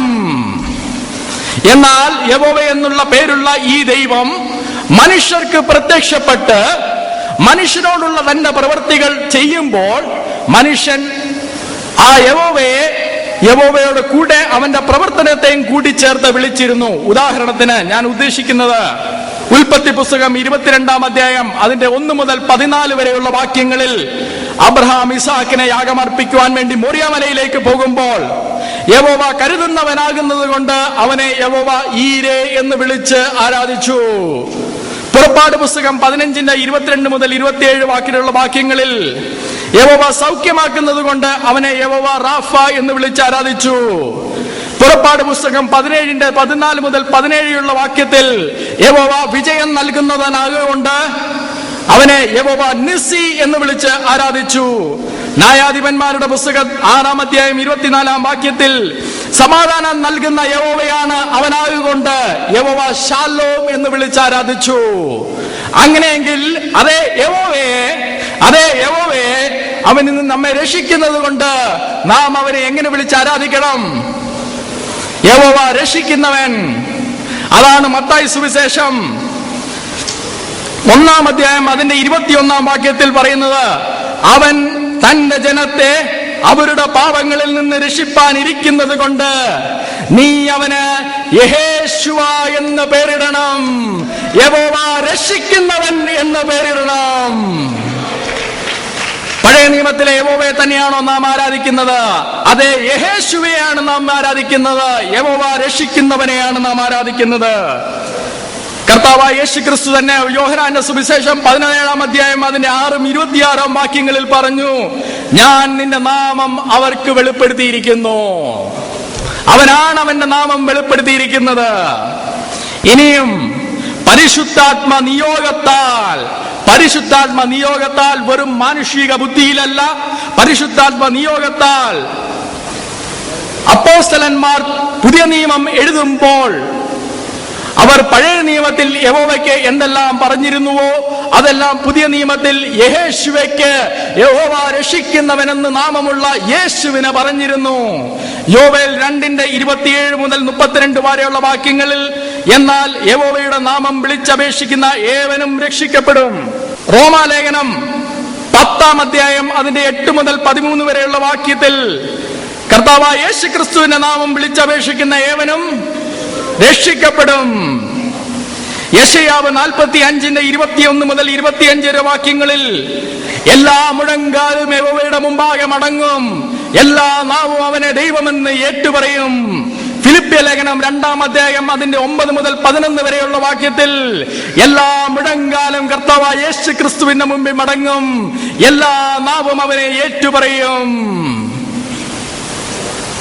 അതിനാൽ പരിശുദ്ധാത്മ നിയോഗത്താൽ തന്നെ അപ്പോസ്തലന്മാർ നമുക്ക് പറഞ്ഞു നൽകിയിരിക്കുന്നത് പഴയ നിയമത്തിലെ യഹോവ തന്നെയാണ് യഹോശുവയായി, യഹോവ രക്ഷിക്കുന്നവനായി പുതിയ നിയമത്തിൽ നമുക്ക് അവതരിച്ചു വന്നിട്ടുള്ളത്. എന്നാൽ പഴയ നിയമത്തിലും പുതിയ നിയമത്തിലും യഹോവ എന്ന പേരുള്ള നാമമുള്ളവനെ, ദൈവത്തെ നമുക്ക് വിളിക്കുവാൻ വേണ്ടി ദൈവം നമുക്ക് ചിലത് പറഞ്ഞു തന്നിരുന്നു. ആവർത്തന പുസ്തകം 32-ാം അധ്യായം അതിന്റെ 6-ാം വാക്യത്തിൽ പ്രവാചകനായ മോശ പറഞ്ഞു, അവനല്ലോ നിന്റെ പിതാവ്. യെശയ്യാവ് 63:16 പ്രവാചകനായ യെശയ്യാവ് പറഞ്ഞു, നീയല്ലോ ഞങ്ങളുടെ പിതാവ്. ശ്രദ്ധിച്ച് കേൾക്കണം. യിരെമ്യാവ് 3:19 ദൈവമായ യഹോവ നീ എന്നെ നിന്റെ പിതാവേ എന്ന് വിളിക്കും. നാം ഇഞ്ചിലേക്ക് വരുമ്പോൾ, പുതിയ നിയമത്തിലേക്ക് വരുമ്പോൾ കർത്താവായ യേശു ക്രിസ്തു നമ്മളെ പഠിപ്പിച്ചത് എന്താണ്? മത്തായി സുവിശേഷം 6-ാം അധ്യായം അതിന്റെ 9-ാം വാക്യത്തിൽ സ്വർഗസ്ഥനായ ഞങ്ങളുടെ പിതാവേ എന്നാണ് നാം അവനെ വിളിക്കുന്നത്. റോമർക്ക് എഴുതിയ ലേഖനം അതിന്റെ 8-ാം അധ്യായം 15-ാം വാക്യത്തിൽ പറയുന്നത്, നാം ദാസ്യത്വത്തിന്റെ ആത്മാവിനെ അല്ല, നാം അടിമകളായിരിക്കേണ്ടവരല്ല, നാം അബ്ബാ പിതാവേ എന്ന് വിളിക്കുന്ന പുത്രത്വത്തിന്റെ ആത്മാവിനെ പ്രാപിച്ചവരാണ്. നാം ദാസത്വത്തിന്റെ ആത്മാവിനെ അല്ല, അടിമകളായി ഇരിക്കേണ്ടവരല്ല. നാം അവന്റെ മക്കളായി അവനെ അപ്പാ പിതാവേ എന്ന് വിളിക്കുവാൻ അവൻ പുത്രത്വത്തിന്റെ ആത്മാവിനെയാണ് നമുക്ക് തന്നിരിക്കുന്നത്. ഇത് തൗറത്തിലും ഇഞ്ചിലും ഒരുപോലെ പഠിപ്പിക്കുമ്പോൾ ഖുറാനിൽ എന്താണ് പ്രിയ സ്നേഹിതരെ? ഇസ്ലാമിന്റെ പ്രവാചകനായ മുഹമ്മദിന് യഹോവ എന്നുള്ള നാമം കേട്ടിട്ട് പോലും ഉണ്ടായിരുന്നു എന്ന് തോന്നുന്നില്ല. ഖുറാനിൽ ഒരു പ്രാവശ്യം പോലും യഹോവ എന്ന നാമം ഇല്ല. അത് ഖുറാനിൽ മാത്രമല്ല, ഹദീസുകളിലുമില്ല. പ്രിയ സ്നേഹിതരെ, ഏകസത്യ ദൈവത്തിന്റെ പ്രവാചകൻ എന്ന് പറഞ്ഞു വരുന്ന ഒരാൾക്ക് ഏകസത്യ ദൈവത്തിന്റെ പേരറിയത്തില്ലെങ്കിൽ അദ്ദേഹത്തെ ആരാണ് അയച്ചത്? അദ്ദേഹത്തെ അയച്ചത് പ്രവാചകനായ മോശയെ അയച്ച ദൈവമല്ല. അദ്ദേഹത്തെ അയച്ചത് പ്രവാചകനായ ദാവീദിനെ അയച്ച ദൈവമല്ല. അയച്ചതായിരുന്നുവെങ്കിൽ കുറഞ്ഞ പക്ഷം പേരെങ്കിലും അറിയുമായിരുന്നു. എന്നാൽ ഖുറാനിലെ ദൈവത്തിന്റെ പേരെന്താണ്? ഖുറാനിലെ ദൈവത്തിന്റെ പേര് അള്ളാഹു എന്നാണെന്ന് സൂറ 1:1, 11:41, 16:115 എന്നിതാദി ഭാഗങ്ങളിൽ നമുക്ക് കാണാം. അള്ളാഹു എന്നാണ് അവന്റെ പേർ എന്നാണ് പറയുന്നത്. അള്ളാഹു എന്നുള്ളത് ഒരു പേരാണോ? നിങ്ങൾ അറബിക് ഭഗവത്ഗീത വായിക്കുകയാണെങ്കിൽ അല്ലാ കൃഷ്ണ എന്ന് കാണാം. ദൈവം കൃഷ്ണ. അറബിക് ബൈബിളിൽ ചിലപ്പോൾ വായിച്ചാൽ അല്ലാ യഹോവ എന്ന് നിങ്ങൾക്ക് കാണാം. ദൈവമായ യഹോവ. യഹോവ എന്നുള്ളത് പേരും മറ്റേത് ടൈറ്റിലുമാണ്. അള്ളാഹുവിന്റെ പേരെന്ത്? അള്ളാഹുവിനൊരു പേര് ഖുറാൻ നൽകിയിട്ടില്ല. ഒരു പേഴ്സണൽ നെയിം അള്ളാഹുവിന് ഖുറാൻ നൽകിയിട്ടില്ല. പേര് വെളിപ്പെടുത്താൻ ആഗ്രഹിക്കാത്ത ഏതോ ഒരു ആത്മാവാണിത്. എന്നാൽ പ്രിയ സ്നേഹിതരെ, അള്ളാഹുവിന്റെ പേരിന് എന്തോ ചില പ്രത്യേകതകളും എന്തോ ചില യുണീക്നെസ്സും ഉണ്ടെന്നാണ് സാധാരണയായി ദാവാ പ്രാസംഗികർ, സാക്കീർ നായക്കിനെ പോലെയുള്ള ദാവാ പ്രാസംഗികർ പറയുന്നത്. അവർ പറയുന്നത് അള്ളാഹുവിന്റെ പേരിന് ശ്രീലിംഗമില്ല. ആര് പറഞ്ഞു? ഇബൻ കത്തീർ, ഞാനത് കൊണ്ടുവന്നിട്ടുണ്ട്. ഇസ്ലാമിന്റെ ഏറ്റവും വലിയ വ്യാഖ്യാതാവായ ഇബൻ കത്തീറിന്റെ തഫ്സീറിൽ സൂറ 53:19 മുതൽ 16 വരെയുള്ള വാക്യങ്ങളിൽ ഇബൻ കത്തീർ പറയുന്നത് അല്ലത്ത് എന്ന് പറയുന്നത് അള്ളയുടെ സ്ത്രീലിംഗ പേരാണ്, ഫെമിനൈൻ ഫോമാണ്. അള്ളാഹുവിന്റെ പേര് ദൈവം എന്ന് പറയുന്നത് പോലെ, ദേവതകൾ എന്ന് പറയുന്നത് പോലെ ഒരു ടൈറ്റിൽ മാത്രമാണ്. അതിന് പേരില്ല, അതിനൊരു നിസ്തുല്യതയുണ്ട് എന്നൊക്കെ സ്ഥാപിക്കാൻ ശ്രമിക്കുന്നത് നമ്മൾ അവരുടെ ഗ്രന്ഥങ്ങൾ വായിക്കാത്തത് കൊണ്ടാണ്. നമ്മളത് കണ്ടുപിടിക്കുകയില്ല എന്നുള്ള ചിന്തയിലാണ് ഇങ്ങനെയൊക്കെ അവർ പ്രസംഗിക്കുന്നത് എന്ന് മാത്രമാണോ പ്രിയ സ്നേഹിതരെ? നാം പഴയ നിയമത്തിൽ വായിച്ചു, നാം അവനെ എങ്ങനെ വിളിക്കും? പിതാവേ എന്ന് വിളിക്കും. പുതിയ നിയമത്തിൽ നാം വായിച്ചു, നാം അവനെ എങ്ങനെ വിളിക്കും? പിതാവേ എന്ന് വിളിക്കും. എന്നാൽ ഖുറാനിലേക്ക് വരുമ്പോഴോ അള്ളാഹു തന്റെ പിതൃത്വം നിഷേധിക്കുകയാണ്. സൂറ 5:18 അള്ളാഹു തന്റെ മനുഷ്യരാരും എന്റെ മക്കളല്ല എന്ന രീതിയിൽ സംസാരിക്കുകയാണ്. ഇതേ കാര്യം തന്നെ സൂറ 19:88 മുതൽ 93 വരെയും 50:29 വരെയും പറയുന്നത് അള്ളാഹുവിന് മക്കളില്ല, എല്ലാവരും അവന്റെ അടുക്കൽ അടിമകളായി വേണം ചെല്ലുവാൻ. എന്നാൽ നാം പ്രാപിച്ചിരിക്കുന്നത് ദാസ്യത്വത്തിന്റെ ആത്മാവിനെ അല്ല, അടിമകളുടെ ആത്മാവിനെ അല്ല, അത് പുത്രത്വത്തിന്റെ ആത്മാവിനെ ആയതുകൊണ്ട് നാം അവനെ അപ്പാ പിതാവേ എന്ന് തന്നെ വിളിക്കും. പ്രിയ സ്നേഹിതരെ, ബൈബിൾ ദീർഘവീക്ഷണത്തോടുകൂടി ഏകസത്യതായ ദൈവം വെളിപ്പെടുത്തിയതായതുകൊണ്ട് വരുവാനിരിക്കുന്ന സംഭവങ്ങളെ ദൈവത്തിന് അറിഞ്ഞുകൊണ്ട് 1 യോഹന്നാൻ 2-ാം അധ്യായം അതിന്റെ 22-ഉം 23-ഉം വാക്യങ്ങളിൽ പറഞ്ഞു, യേശുവിനെ ക്രിസ്തുവല്ല എന്ന് നിഷേധിക്കുന്നവൻ അല്ലാതെ കള്ളൻ ആരാകുന്നു? ഇതെന്റെ വാക്കുകളല്ല, ബൈബിളിന്റെ വാക്കുകളാണ്. പിതാവിനെയും പുത്രനെയും നിഷേധിക്കുന്നവൻ അവൻ ആരാകുന്നു? അവൻ എതിർ ക്രിസ്തുവാകുന്നു. ഇത് ബൈബിളിന്റെ വാക്യമാണ്, എന്റെ വ്യാഖ്യാനമല്ല. ബൈബിളിന്റെ വാക്യം ഞാൻ ഉദ്ധരിച്ചു എന്ന് പറയുന്നതേ ഉള്ളൂ. പിതാവ് ദൈവം പിതാവല്ല, പിതൃത്വം നിഷേധിക്കുന്നത് അത് എതിർ ക്രിസ്തുവിന്റെ ആത്മാവാകുന്നുവെന്ന് ബൈബിൾ വളരെ വ്യക്തമായി നമ്മളെ പഠിപ്പിക്കുകയാണ്. നമ്മുടെ ദൈവം ഒന്നല്ല. തൗറത്തിലെയും ഇഞ്ചിലെയും ദൈവം ഐക്യതയുള്ളപ്പോൾ ഖുറാനിലെ ദൈവവുമായി വളരെ വ്യത്യാസങ്ങളാണ്. 3 പോയിന്റുകൾ നാം ഇതുവരെ ചർച്ച ചെയ്ത് കഴിഞ്ഞു. 4ാമത്തെ പോയിന്റിലേക്ക് ഞാൻ വരികയാണ്. ദൈവം വലിയവനാകുന്നു. ദൈവം വലിയവനാകുന്നു. തൗറത്തിലെയും ഇഞ്ചിലിലെയും ദൈവം അവൻ വലിയവനാകുന്നു. ആമേൻ. ദൈവം വലിയവനാകുന്നു എന്നുള്ളതിന് പഴയ നിയമത്തിലും പുതിയ നിയമത്തിലും അനേക പ്രമാണങ്ങളുടെ അടിസ്ഥാനത്തിൽ ദൈവം തെളിയിച്ചിട്ടുണ്ട്. അതിന്റെ ഒരു തെളിവ് ദൈവം നൽകുന്നത്, ദൈവം പറയുന്നത് തന്നേക്കാൾ വലിയവൻ ആരുമില്ലായതുകൊണ്ട് അവൻ തന്നെ തന്നെ ചൊല്ലി സത്യം ചെല്ലുന്നു. എബ്രായ ലേഖനം 6:13 ദൈവം അബ്രഹാമിനോട് വാഗ്ദത്തം ചെയ്യുമ്പോൾ തന്നേക്കാൾ വലിയവനെ കൊണ്ട് സത്യം ചെയ്യുവാനില്ലാഞ്ഞിട്ട് തന്നെ കൊണ്ട് തന്നെ സത്യം ചെയ്തു. എബ്രായർ 6:16 തന്നേക്കാൾ വലിയവനെ കൊണ്ടല്ലോ മനുഷ്യർ സത്യം ചെയ്യുന്നത്, അന്ന് അവർക്ക് ഉറപ്പായി വരുന്നത് സകലവാദത്തിന്റെയും തീർച്ചയാകുന്നു. തന്നേക്കാൾ വലിയവനെ കൊണ്ടാണ് മനുഷ്യൻ സത്യം ചെയ്യുന്നത്. അത് ബൈബിളിന്റെ പ്രമാണമാണ്. എന്നാൽ ദൈവം തന്നേക്കാൾ വലിയവനില്ലായതുകൊണ്ട് തന്നെ കൊണ്ട് തന്നെ സത്യം ചെയ്യുന്നു. യെശയ്യാവ് 45:23 വായിക്കുന്നത് എന്നാണ്, എന്റെ മുമ്പിൽ എല്ലാ മുഴങ്കാലും മടങ്ങും, എല്ലാ നാവും ഏത് നാവും സത്യം ചെയ്യും എന്ന് എന്റെ വായിൽ നിന്ന് നീതിയും മടങ്ങാത്ത ഒരു വചനവും പുറപ്പെട്ടിരിക്കുന്നു. യിരെമ്യാവ് 22:5 ഞാൻ എന്നെ ചൊല്ലി സത്യം ചെയ്യുന്നു എന്ന് യഹോവയുടെ അരുളപ്പാട്. യഹോവ അവൻ വലിയവനാകൊണ്ട് പഴയ നിയമത്തിലും പുതിയ നിയമത്തിലും അവൻ സത്യം ചെയ്യുമ്പോൾ തന്നേക്കാൾ വലിയവൻ ഇല്ലായതുകൊണ്ട് അവൻ തന്നെ കൊണ്ട് തന്നെ സത്യം ചെയ്യുന്നു. എന്നാൽ ഖുർആൻ പറയുന്നത്, സൂറ 29:46 പറയുന്നത്, നിങ്ങളുടെ ദൈവവും ഞങ്ങളുടെ ദൈവവും ഒന്നാകുന്നുവെങ്കിൽ അള്ളാഹു ആരെ കൊണ്ടാണ് സത്യം ചെയ്യേണ്ടത്? അള്ളാഹുവിനെ കൊണ്ട് തന്നെ സത്യം ചെയ്യണം. അത് ബൈബിളിന്റെ പ്രമാണമാണ്, തൗറത്തിന്റെ പ്രമാണമാണ്, ഇഞ്ചിലിന്റെ പ്രമാണമാണ്. എന്നാൽ ഖുർആൻ നാം ഒന്ന് വായിച്ചു നോക്കുമ്പോൾ സൂറ 74:32 മുതൽ 34 വരെയുള്ള 74:32 മുതൽ 34 വരെയുള്ള വാക്യങ്ങളിൽ അള്ളാഹു ചന്ദ്രനെ ചൊല്ലിയും രാത്രിയെ ചൊല്ലിയും പകലിനെ ചൊല്ലിയും സത്യം ചെയ്യുകയാണ്. സൂറ 68:1 അല്ലാഹ് പേനയെ ചൊല്ലി സത്യം ചെയ്യുകയാണ്. സൂറ 92:1 മുതൽ 3 വരെ അള്ളാഹു സകല സൃഷ്ടികളെയും ചൊല്ലി സത്യം ചെയ്യുകയാണ്. പ്രിയ സ്നേഹിതരെ, തൗറത്തിന്റെയും ഇഞ്ചിലിന്റെയും പ്രമാണം ഞാൻ പറയുന്നത് ശ്രദ്ധിച്ച് കേൾക്കണം.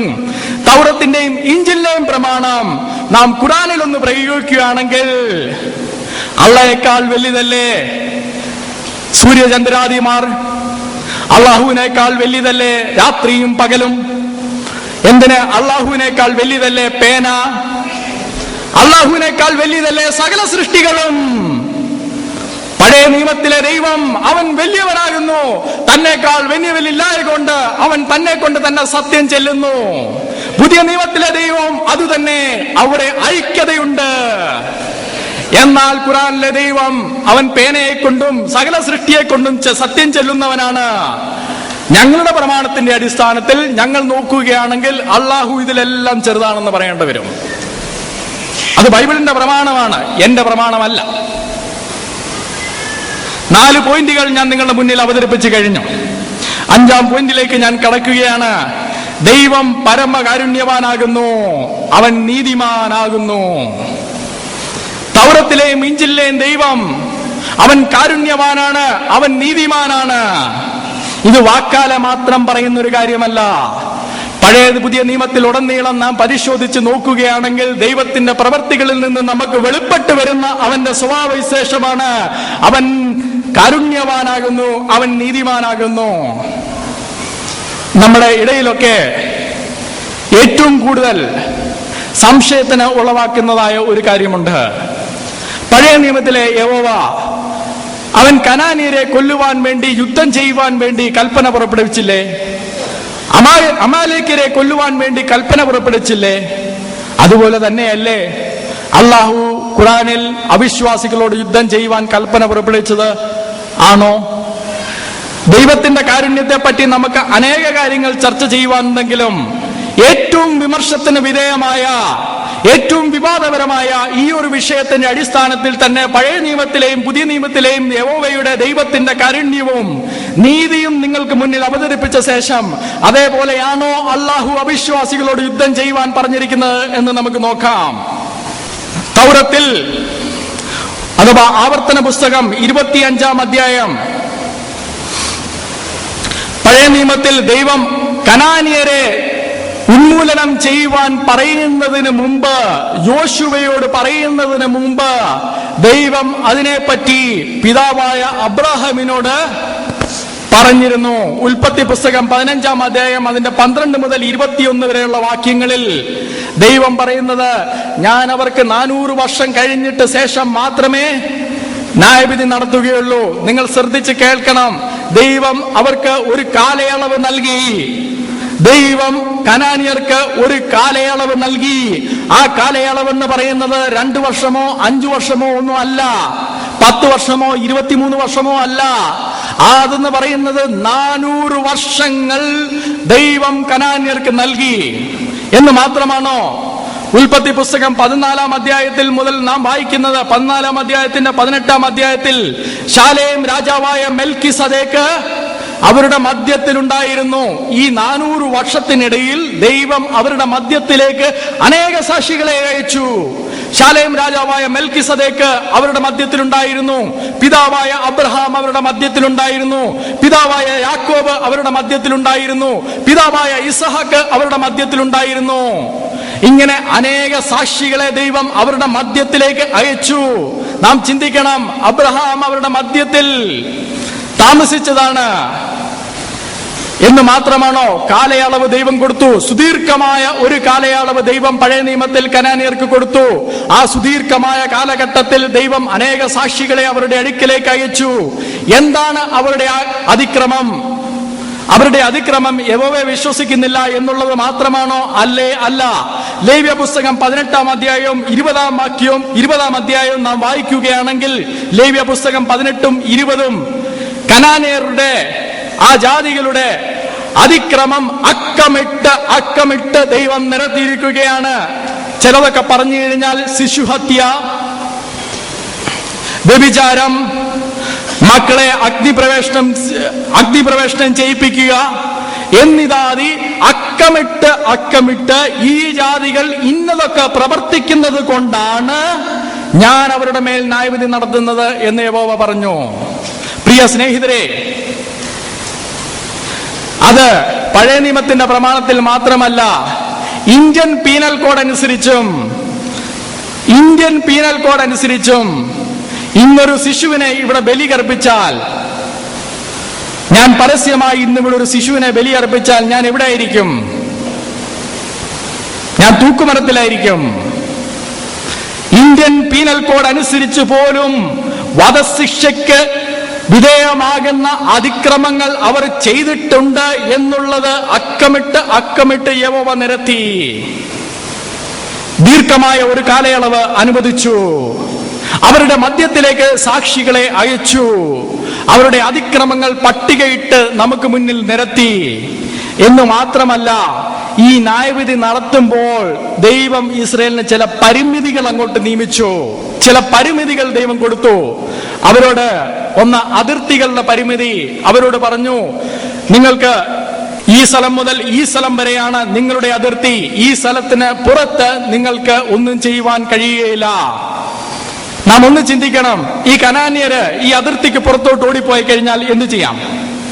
അവർക്ക് ഓടി രക്ഷപ്പെടാനുള്ള ഒരവസരമുണ്ട്. അത് നാം മനസ്സിലാക്കണം. അവർക്ക് ഓടി രക്ഷപ്പെടുവാനുള്ള ഒരു അവസരമുണ്ട് എന്ന് മാത്രമല്ല, ഇനിയും പറയാൻ പോകുന്ന പോയിന്റ് പ്രത്യേകിച്ച് ശ്രദ്ധിക്കണം. ആവർത്തന പുസ്തകം 12-ാം അധ്യായം 10-ാം വാക്യത്തിൽ ദൈവം വലിയൊരു പരിമിതി അവർക്ക് ഏർപ്പെടുത്തി. അവരോട് പറഞ്ഞു, നിങ്ങൾ യുദ്ധ തടവുകാരികളായ സ്ത്രീകളെ പിടിക്കുമ്പോൾ അവരെ കണ്ട് മോഹിച്ചാൽ നിങ്ങൾക്ക് എന്തും ചെയ്യുവാനുള്ള അനുവാദം ഞാൻ തരുന്നില്ല. മറിച്ച് നിങ്ങൾക്ക് ഒരാളോട് ഇഷ്ടമുണ്ടായാൽ 1 മാസം അവൾക്ക് വിലപിക്കുവാനുള്ള അവസരം കൊടുത്ത ശേഷം അവളെ നിങ്ങൾ വിവാഹം ചെയ്യണം. നാം മനസ്സിലാക്കണം, അന്നുണ്ടായിരുന്ന ഒരു സംസ്കാരത്തിലും ഇങ്ങനെ ഒരു പരിമിതി സ്ത്രീകളുടെ കാര്യത്തിൽ ഏർപ്പെടുത്തിയിട്ടുണ്ട് എന്ന് തോന്നുന്നില്ല. യുദ്ധ തടവുകാരികളായി പിടിക്കുന്ന സ്ത്രീകളെ അവരെ വിവാഹം ചെയ്യാതെ തൊടുവാൻ പോലും അനുവദിക്കാത്ത പിതാവിന്റെ ഹൃദയമാണ് ദൈവത്തിനുള്ളത്. അവരാരുമായിരുന്നോട്ടെ, ദീർഘമായ ഒരു കാലയളവ് അനുവദിച്ചു. സാക്ഷികളെ അവരുടെ മധ്യത്തിലേക്ക് അയച്ചു. അവരുടെ അതിക്രമങ്ങളെ പട്ടികളിട്ട് നിരത്തി. അവർക്ക് പരിമിതികൾ ഏർപ്പെടുത്തി എന്ന് മാത്രമല്ല പ്രിയ സ്നേഹിതരെ, നാം ശ്രദ്ധിച്ചു വായിക്കേണ്ട ഒരു കാര്യമുണ്ട്. എല്ലാവരെയും കൊല്ലുവാനായി പഴയ നിയമത്തിൽ പറഞ്ഞിട്ടില്ല. നമ്മുടെ അശ്രദ്ധപരമായ വായന കൊണ്ടാണ് നാം അങ്ങനെ തെറ്റിദ്ധരിച്ചു പോകുന്നത്. പുറപ്പാട് പുസ്തകം 23-ാം അധ്യായം 23-ാം വാക്യത്തിൽ അവരെ തുടച്ചു നീക്കുക എന്നുള്ള പദം ഉപയോഗിക്കുമ്പോൾ 23-ന്റെ 27-ൽ തന്നെ അവരെ പിന്തിരിച്ച് ഓടിപ്പിക്കുക എന്നാണ് പറയുന്നത്. ഒരു ഭാഗത്ത് തുടച്ചു നീക്കുക എന്നും ഒരു ഭാഗത്ത് പിന്തിരിച്ച് ഓടിക്കുക എന്നുമാണ് പറയുന്നത്. ഇതിന്റെ അർത്ഥം എന്താണ്? സംഖ്യാപുസ്തകം 23-ാം അധ്യായം അതിന്റെ 52-ാം വാക്യത്തിലേക്ക് നാം വരുമ്പോൾ നാം മനസ്സിലാക്കുന്നത്, നിരായുധരായ ജനങ്ങളെ അവർ പിന്തിരിച്ച് ഓടിപ്പിച്ചു, അവരെ ഓടിച്ചു വിട്ടു. നിരായുധരായ ജനങ്ങളെ അവർ ഓടിച്ചു വിട്ടു. അവരോട് എതിർത്ത് നിന്നവരെ സംഖ്യാപുസ്തകം 23-ാം അധ്യായം നിങ്ങൾ എടുത്തു വായിച്ചു നോക്കുകയാണെങ്കിൽ അത് വളരെ വ്യക്തമായിട്ട് കാണാം. അവരോട് എതിർത്ത് നിന്ന പടയാളികളെ, ആയുധധാരികളായ പടയാളികളെ അവർ ഉന്മൂലനം ചെയ്തു. രാഷ്ട്രമെന്ന നിലയിൽ അവയെ തുടച്ചു നീക്കുകയും വ്യക്തികൾ എന്ന നിലയിൽ അവരെ പിന്തിരിച്ച് ഓടിപ്പിക്കുകയും ചെയ്യുക എന്നുള്ളതാണ് പഴയ നിയമത്തിൽ പറഞ്ഞിരിക്കുന്ന 40 വാക്യങ്ങൾ. ഇതിനോടനുബന്ധിച്ചുള്ള 40 വാക്യങ്ങൾ നമ്മളൊന്ന് എടുത്തു നോക്കിയാൽ നമുക്ക് മനസ്സിലാകുന്നത്. എന്ന് പറഞ്ഞാൽ എല്ലാവരെയും കൊല്ലുവാനായി ദൈവം പിന്നെയും കൽപ്പന കൊടുത്തില്ല. ഈ ദൈവം നാം ഓർക്കണം, ഞാൻ ഒന്നുകൂടെ ആവർത്തിക്കുകയാണ്, വളരെ സുദീർഘമായ ഒരു കാലയളവ്, കുറഞ്ഞത് 400 വർഷം. അതിന്റെ ഇടയിൽ അവരുടെ മധ്യേ സാക്ഷികൾ, അവർക്ക് പരിമിതികൾ, അവരുടെ അതിക്രമത്തിന്റെ അക്കമിട്ടുള്ള പട്ടിക. അത് കഴിഞ്ഞ ശേഷവും അവരെ എല്ലാവരെയും കൊല്ലുവാനായി ദൈവം കൽപ്പിച്ചിട്ടില്ല. എന്നാൽ പ്രിയ സ്നേഹിതരെ, ഇഞ്ചിലേക്ക് വരുമ്പോൾ നാം എന്താണ് കാണുന്നത്? പുതിയ നിയമത്തിലേക്ക് വരുമ്പോൾ നാം എന്താണ് കാണുന്നത്? 2 പത്രോസ് 3:9. ചിലർ താമസമെന്ന് വിചാരിക്കുന്നത് പോലെ കർത്താവ് തന്റെ വാഗ്ദത്തം നിവർത്തിപ്പാൻ താമസിക്കുന്നില്ല. ആരും നശിച്ചു പോകാതെ എല്ലാവരും മനസ്സന്തരപ്പെടുവാൻ അവൻ ഇച്ഛിച്ച് നിങ്ങളോട് ദീർഘക്ഷമ കാണിക്കുന്നതേ ഉള്ളൂ. നമ്മുടെ കർത്താവ് മടങ്ങി വരുവാൻ താമസിക്കുന്നതല്ല പ്രിയ സ്നേഹിതരെ.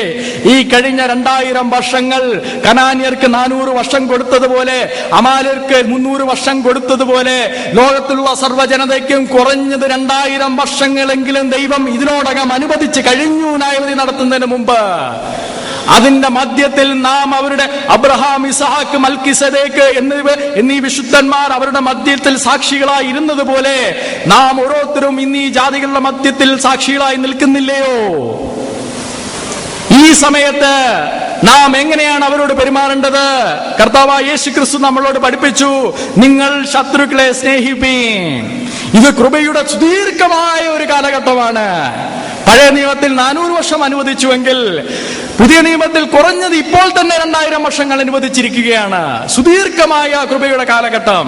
ഈ കൃപയുടെ കാലഘട്ടത്തിൽ ഈ ജീവിതത്തിൽ അവർ കൃപ അനുഭവിക്കുന്നുണ്ട്. എന്തെല്ലാം ലംഘനങ്ങൾ ചെയ്താലും ദൈവം ഇപ്പോൾ ന്യായവിധി നടത്തുന്നില്ല. അവർ ഈ ജീവിതത്തിൽ കൃപ അനുഭവിക്കുന്നുണ്ട്. അവർ മാനസാന്തരപ്പെട്ടാലോ ആ കൃപ നിത്യകാലം വരെ നിലനിൽക്കും.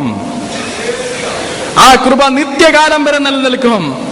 ആ ദൈവം കൃപാലുവാണ്, അവൻ കാരുണ്യവാനാണ്, അവൻ നീതിമാനാണ്. പഴയ നിയമത്തിലെയും പുതിയ നിയമത്തിലെയും ദൈവം സുദീർഘമായ ഒരു കാലഘട്ടം അനുവദിച്ച ശേഷമാണ് ന്യായവിധി നടത്തുന്നത്. എന്നാൽ ഖുറാനിൽ അതെങ്ങനെയാണ്? അള്ളാഹു പരമകാരുണ്യവാനാണെന്നൊക്കെയാണ് നാം കേൾക്കാറുള്ളത്. എന്നാൽ ഖുറാനിൽ അതെങ്ങനെയാണ്?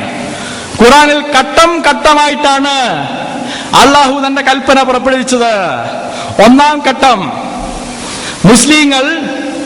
ആദ്യകാലത്ത് മുസ്ലിങ്ങൾ ഇസ്ലാം തുടങ്ങിയ സമയത്ത്, മുഹമ്മദ് നബിയുടെ സമയത്ത് ഇസ്ലാം തുടങ്ങിയ സമയത്ത് മുസ്ലിങ്ങൾ അംഗസംഖ്യയിൽ ചുരുങ്ങിയവരായിരുന്നപ്പോൾ അള്ളാഹു പറഞ്ഞു, സൂര 43 88 മുതൽ 89 വരെ അവിശ്വാസികളോട് ക്ഷമിക്കുക, സമാധാനം എന്ന് പറയുക. ഇത് ഘട്ടം 1. അതേപോലെ 109 1 മുതൽ 6 വരെ നിനക്ക് നിന്റെ മതം, എനിക്ക് എന്റെ മതം, സമാധാനത്തിന്റെ വാക്കുകളാണ്. 256 മതത്തിൽ യാതൊരു നിർബന്ധവുമില്ല. 1-ാം ഘട്ടമാണിത്. 1-ാം ഘട്ടത്തിൽ അവതരിപ്പിച്ചിരിക്കുന്ന വചനങ്ങളാണ്. 1-ാം ഘട്ടത്തിൽ എന്ന് പറയുമ്പോൾ മുസ്ലിങ്ങൾ ജനസംഖ്യയിൽ വിരളമായിരിക്കുമ്പോൾ, ന്യൂനപക്ഷമായിരിക്കുമ്പോൾ അവരോട് പറയുകയാണ് നിങ്ങൾ സമാധാനം എന്ന് പറയുക. 2, അവർ കുറച്ചുകൂടി ശക്തിയാർജിച്ചു. അള്ളയുടെ ഘട്ടം 2, അള്ളാഹുവിന്റെ ഘട്ടം 2. മുസ്ലിങ്ങൾ സ്വയരക്ഷയ്ക്ക് വേണ്ടി യുദ്ധം ചെയ്യുവാനായുള്ള അംഗസംഖ്യ അവർക്കായപ്പോൾ അള്ളാഹു പറയുകയാണ് സൂര 2 190 മുതൽ 194, സ്വയരക്ഷയ്ക്ക് വേണ്ടി നിങ്ങൾ യുദ്ധം ചെയ്യുന്നത് തെറ്റില്ല. നേരത്തെ നാം കേട്ടു, നിങ്ങൾക്ക് നിങ്ങളുടെ മതം, എനിക്ക് എന്റെ മതം, മതത്തിൽ നിർബന്ധമില്ല, സമാധാനം എന്ന് അവരോട് പറയുക. 2-ാം ഘട്ടം മുസ്ലിങ്ങൾ അംഗസംഖ്യയിൽ ഒന്ന് വർദ്ധിച്ചു കഴിഞ്ഞപ്പോൾ അള്ളാഹു വചനവും മാറ്റി. 3-ാം ഘട്ടം, 3-ാം ഘട്ടത്തിൽ മുസ്ലിങ്ങൾ ഭൂരിപക്ഷമായപ്പോൾ അള്ളാഹുവിന്റെ കൽപ്പനയും മാറി. അള്ളാഹുവിന്റെ കൽപ്പന എന്താണ്? അവിശ്വാസികളെ നിങ്ങൾ എവിടെയെല്ലാം കാണുന്നുവോ, സൂര 9 1 മുതൽ 6 വരെ, അവിശ്വാസികളെ നിങ്ങൾ എവിടെയെല്ലാം കാണുന്നു അവിടെ എല്ലാം വെച്ച് അങ്ങ് കൊന്നുകളയുക. ഇതിനകത്ത് എന്തെങ്കിലും കാരുണ്യമുണ്ടോ? ഇത് വെറും രാഷ്ട്രീയമല്ലേ? വളരെ ന്യൂനപക്ഷമായിരിക്കുമ്പോൾ സമാധാനം എന്ന് പറയുക, കുറച്ചുകൂടെ ശക്തിയാർജിക്കുമ്പോൾ യുദ്ധം ചെയ്യുവാൻ വേണ്ടി തയ്യാറാകുക, ഭൂരിപക്ഷമാകുമ്പോൾ കീഴ്പ്പെടുത്തി ഭരിക്കുക. ഇതിനകത്ത് എന്ത് കാരുണ്യമാണുള്ളത്? 23 വർഷത്തിനിടയിലാണ് അള്ളാഹു ഈ 3 കാര്യങ്ങളും പറഞ്ഞത്. പഴയ നിയമത്തിൽ 400 വർഷം അനുവദിച്ച ദൈവം, പുതിയ നിയമത്തിൽ 2000 വർഷങ്ങളെങ്കിലും ഇതിനോട് അനുവദിച്ച ദൈവം, അവൻ പരമകാരുണ്യവാനാണ്.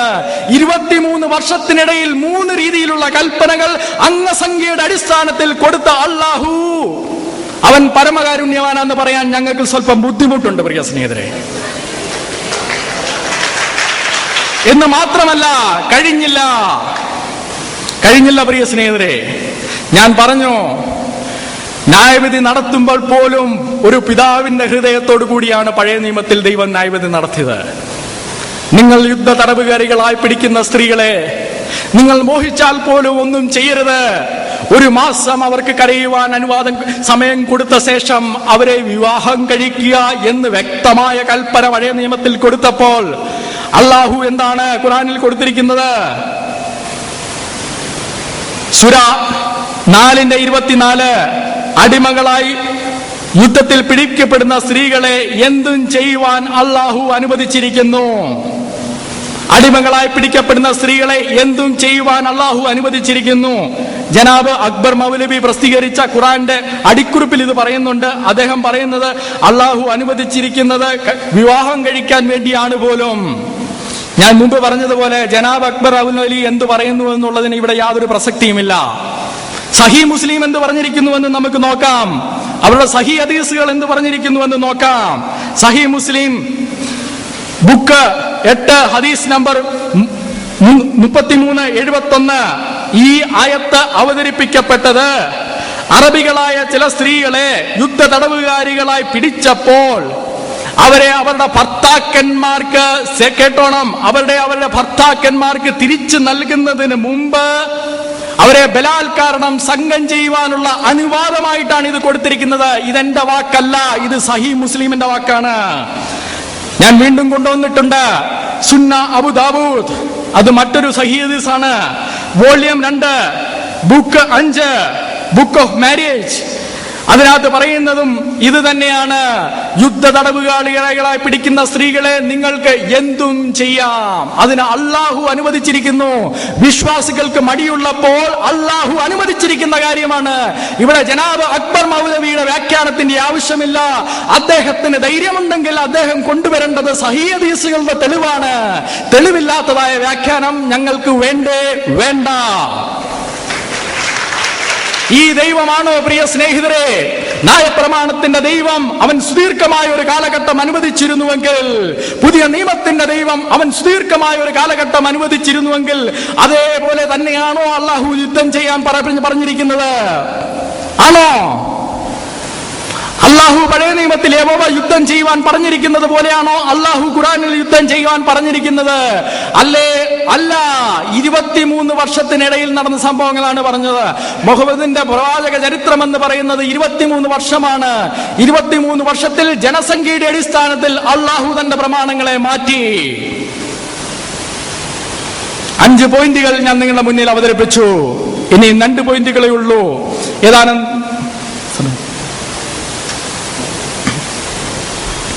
6-ാം പോയിന്റ്, ദൈവം പരിശുദ്ധനാകുന്നു.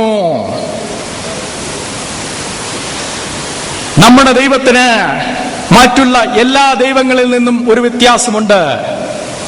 ശുദ്ധിയും ശക്തിയും, പരിശുദ്ധിയും സർവശക്തിയും. നമ്മുടെ ദൈവം സർവശക്തി ചിലപ്പോൾ മാറ്റിവെച്ചെന്ന് വരും. അവൻ തന്റെ ശക്തിയെ ത്യജിച്ച് മനുഷ്യനായി അവതരിച്ചെന്ന് വരും. എന്നാൽ മറ്റുള്ള എല്ലാ ദൈവങ്ങളും അവരുടെ ശക്തിയെ ഒരിക്കലും ത്യജിക്കുകയില്ല. അവർ ത്യജിക്കുന്നത് ശുദ്ധിയാണ്. നമ്മുടെ ദൈവം ശുദ്ധിയെ ഒരിക്കലും ത്യജിക്കുകയില്ല. അവൻ യാതൊരു കാരണവശാലും അവന്റെ പരിശുദ്ധിയെ ത്യജിക്കുവാൻ അവൻ തയ്യാറല്ല. എന്നാൽ അവൻ ശക്തിയെ ചിലപ്പോൾ മാറ്റിവെച്ചു എന്ന് വരാം. ഉദാഹരണങ്ങൾ എന്താണ്?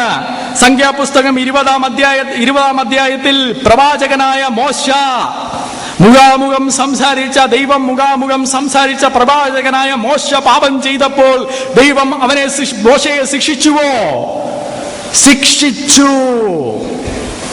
പരിശുദ്ധിയുടെ കാര്യത്തിൽ അവൻ വിട്ടുവീഴ്ചയ്ക്ക് തയ്യാറല്ല.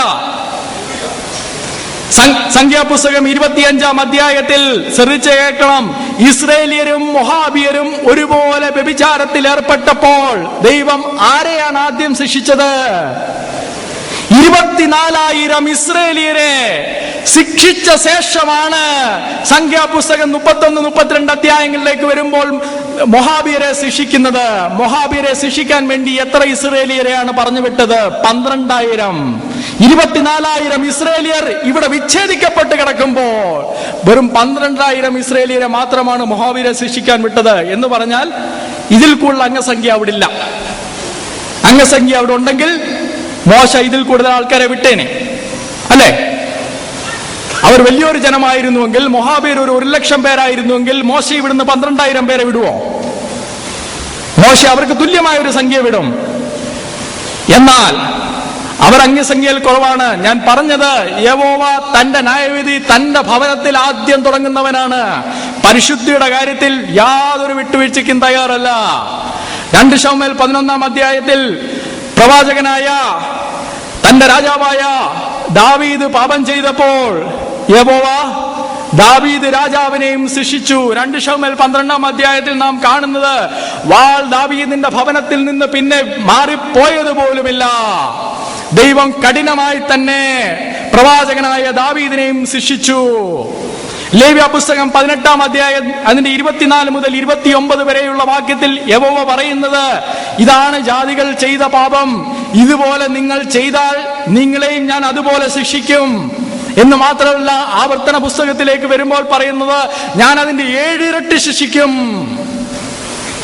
പരിശുദ്ധിയുടെ കാര്യത്തിൽ അവൻ യാതൊരു വിട്ടുവീഴ്ചയ്ക്കും പഴയ നിയമത്തിലും പുതിയ നിയമത്തിലും തയ്യാറല്ല. പ്രിയ സ്നേഹിതരെ,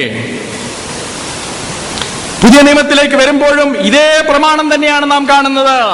ഞാൻ ഒന്ന് വായിച്ചു പോകുന്നു എന്നുള്ളതേ ഉള്ളൂ. 1 പത്രോസ് 4:17 ന്യായവിധി തുടങ്ങുന്നത് ദൈവത്തിന്റെ ഭവനത്തിലല്ലോ. വിട്ടുവീഴ്ചയ്ക്ക് അവൻ തയ്യാറല്ല. എന്നാൽ ഖുർആനിലേക്ക് വരുമ്പോൾ മറ്റൊരു ആത്മാവിനെയാണ് നാം കാണുന്നത്, മറ്റൊരു സ്വഭാവ ഗുണമാണ് നാം കാണുന്നത്. സൂറ 33:50 പറയുന്നത്, ഞാൻ അത് വായിക്കുകയാണ്. ഒരു സ്ത്രീ സ്വദേഹം നബിക്ക് ദാനം ചെയ്യുന്ന പക്ഷം നബി അവളെ വിവാഹം കഴിക്കുവാൻ ആഗ്രഹിക്കുന്നുവെങ്കിൽ അതും നാം അനുവദിച്ചിരിക്കുന്നു. ഇതെപ്പോഴാണ് പറയുന്നത്? അൽ ഖുത്ബി എന്ന് പറയുന്ന ഇസ്ലാം പണ്ഡിതൻ സൂറ 33:50 പറ്റി വ്യാഖ്യാനിക്കുമ്പോൾ അദ്ദേഹം പറയുന്നത്, അധികാരം, ധനം, സ്ത്രീ എന്നീ 3 വിഷയങ്ങളിൽ നബിക്ക് 16 പദവികൾ നമ്മുടെ ഭാഷയിൽ ഒഴിവഴികൾ അള്ളാഹു അനുവദിച്ചിരുന്നു. അതിൽ 10ാമത്തെ പദവിയാണ് നബി ആരെയെങ്കിലും കണ്ട് അവരെ മോഹിച്ചാൽ, ഇതെന്റെ ഭാഷയല്ല, ഇതെന്റെ വ്യാഖ്യാനമല്ല, അൽ ഖുത്ബിയുടെ വ്യാഖ്യാനമാണ്. അദ്ദേഹം പറയുന്നത്, നബി ആരെയെങ്കിലും കണ്ട് മോഹിച്ചാൽ അവരുടെ ഭർത്താവ് അവരെ വിവാഹമോചനം ചെയ്ത് നബിക്ക് കൊടുക്കണം. അതിന്റെ ഒരു ഉദാഹരണമാണ് തന്റെ വളർത്തുമകനായ സെയ്ദിന്റെ ഭാര്യയെ വളർത്തുമകൻ വിവാഹമോചനം ചെയ്ത ശേഷം മുഹമ്മദ് കല്യാണം കഴിച്ചത്. അത് മാത്രമാണോ?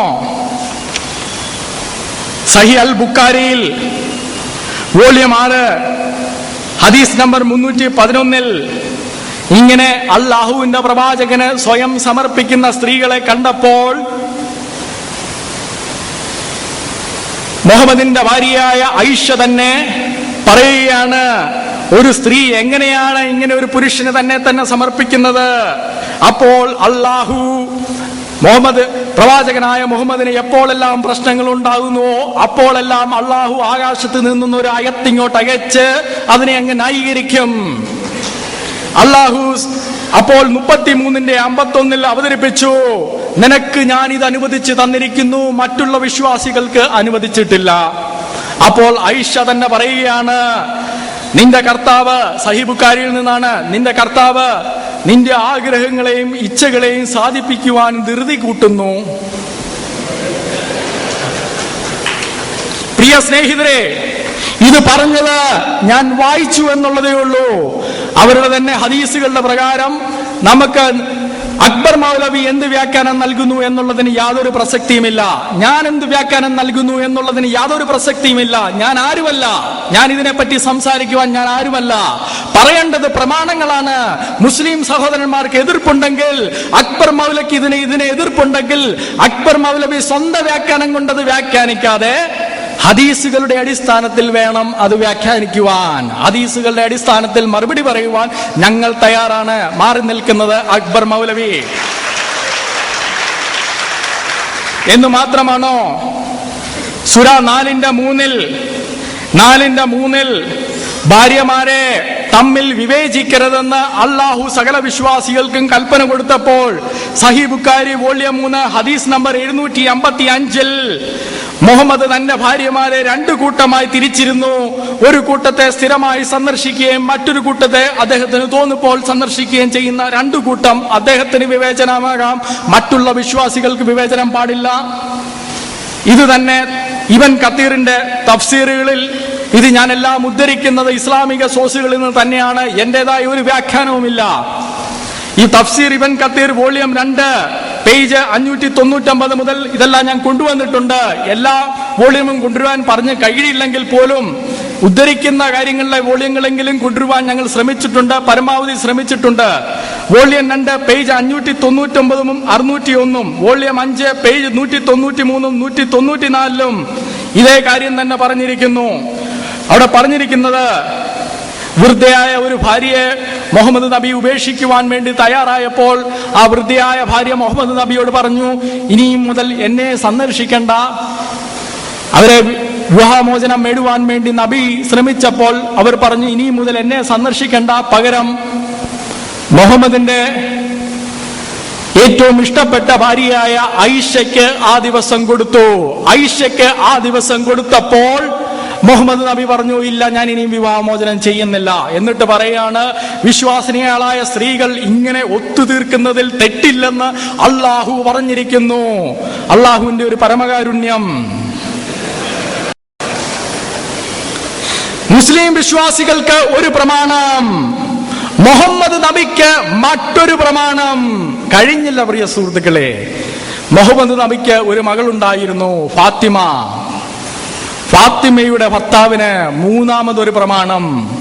സഹീഹ് അൽ ബുഖാരി വോളിയം 7 ബുക്ക് 62 ഹദീസ് നമ്പർ 157 പ്രകാരം മുഹമ്മദിന്റെ മകൾ ഫാത്തിമയെ വിവാഹം ചെയ്യുന്ന അലി ഏക ഭാര്യയുള്ളവനായിരിക്കണം. കാരണം മുഹമ്മദ് നബി പറയുകയാണ്, എന്റെ മകൾ വേദനിക്കുന്നത് കാണുവാൻ എനിക്ക് കഴിയില്ല. സ്വർഗത്തിലെ പിതാവ് നമ്മൾ ബൈബിളിൽ വായിക്കുന്നത്, ദോഷികളായ നിങ്ങളുടെ പിതാക്കന്മാർ നിങ്ങൾ മക്കൾക്ക് വേണ്ടി ഇങ്ങനെ കരുതുന്നുവെങ്കിൽ സ്വർഗത്തിലെ പിതാവും ഈ കൽപ്പന തന്നെയല്ലയോ കൊടുക്കേണ്ടത്?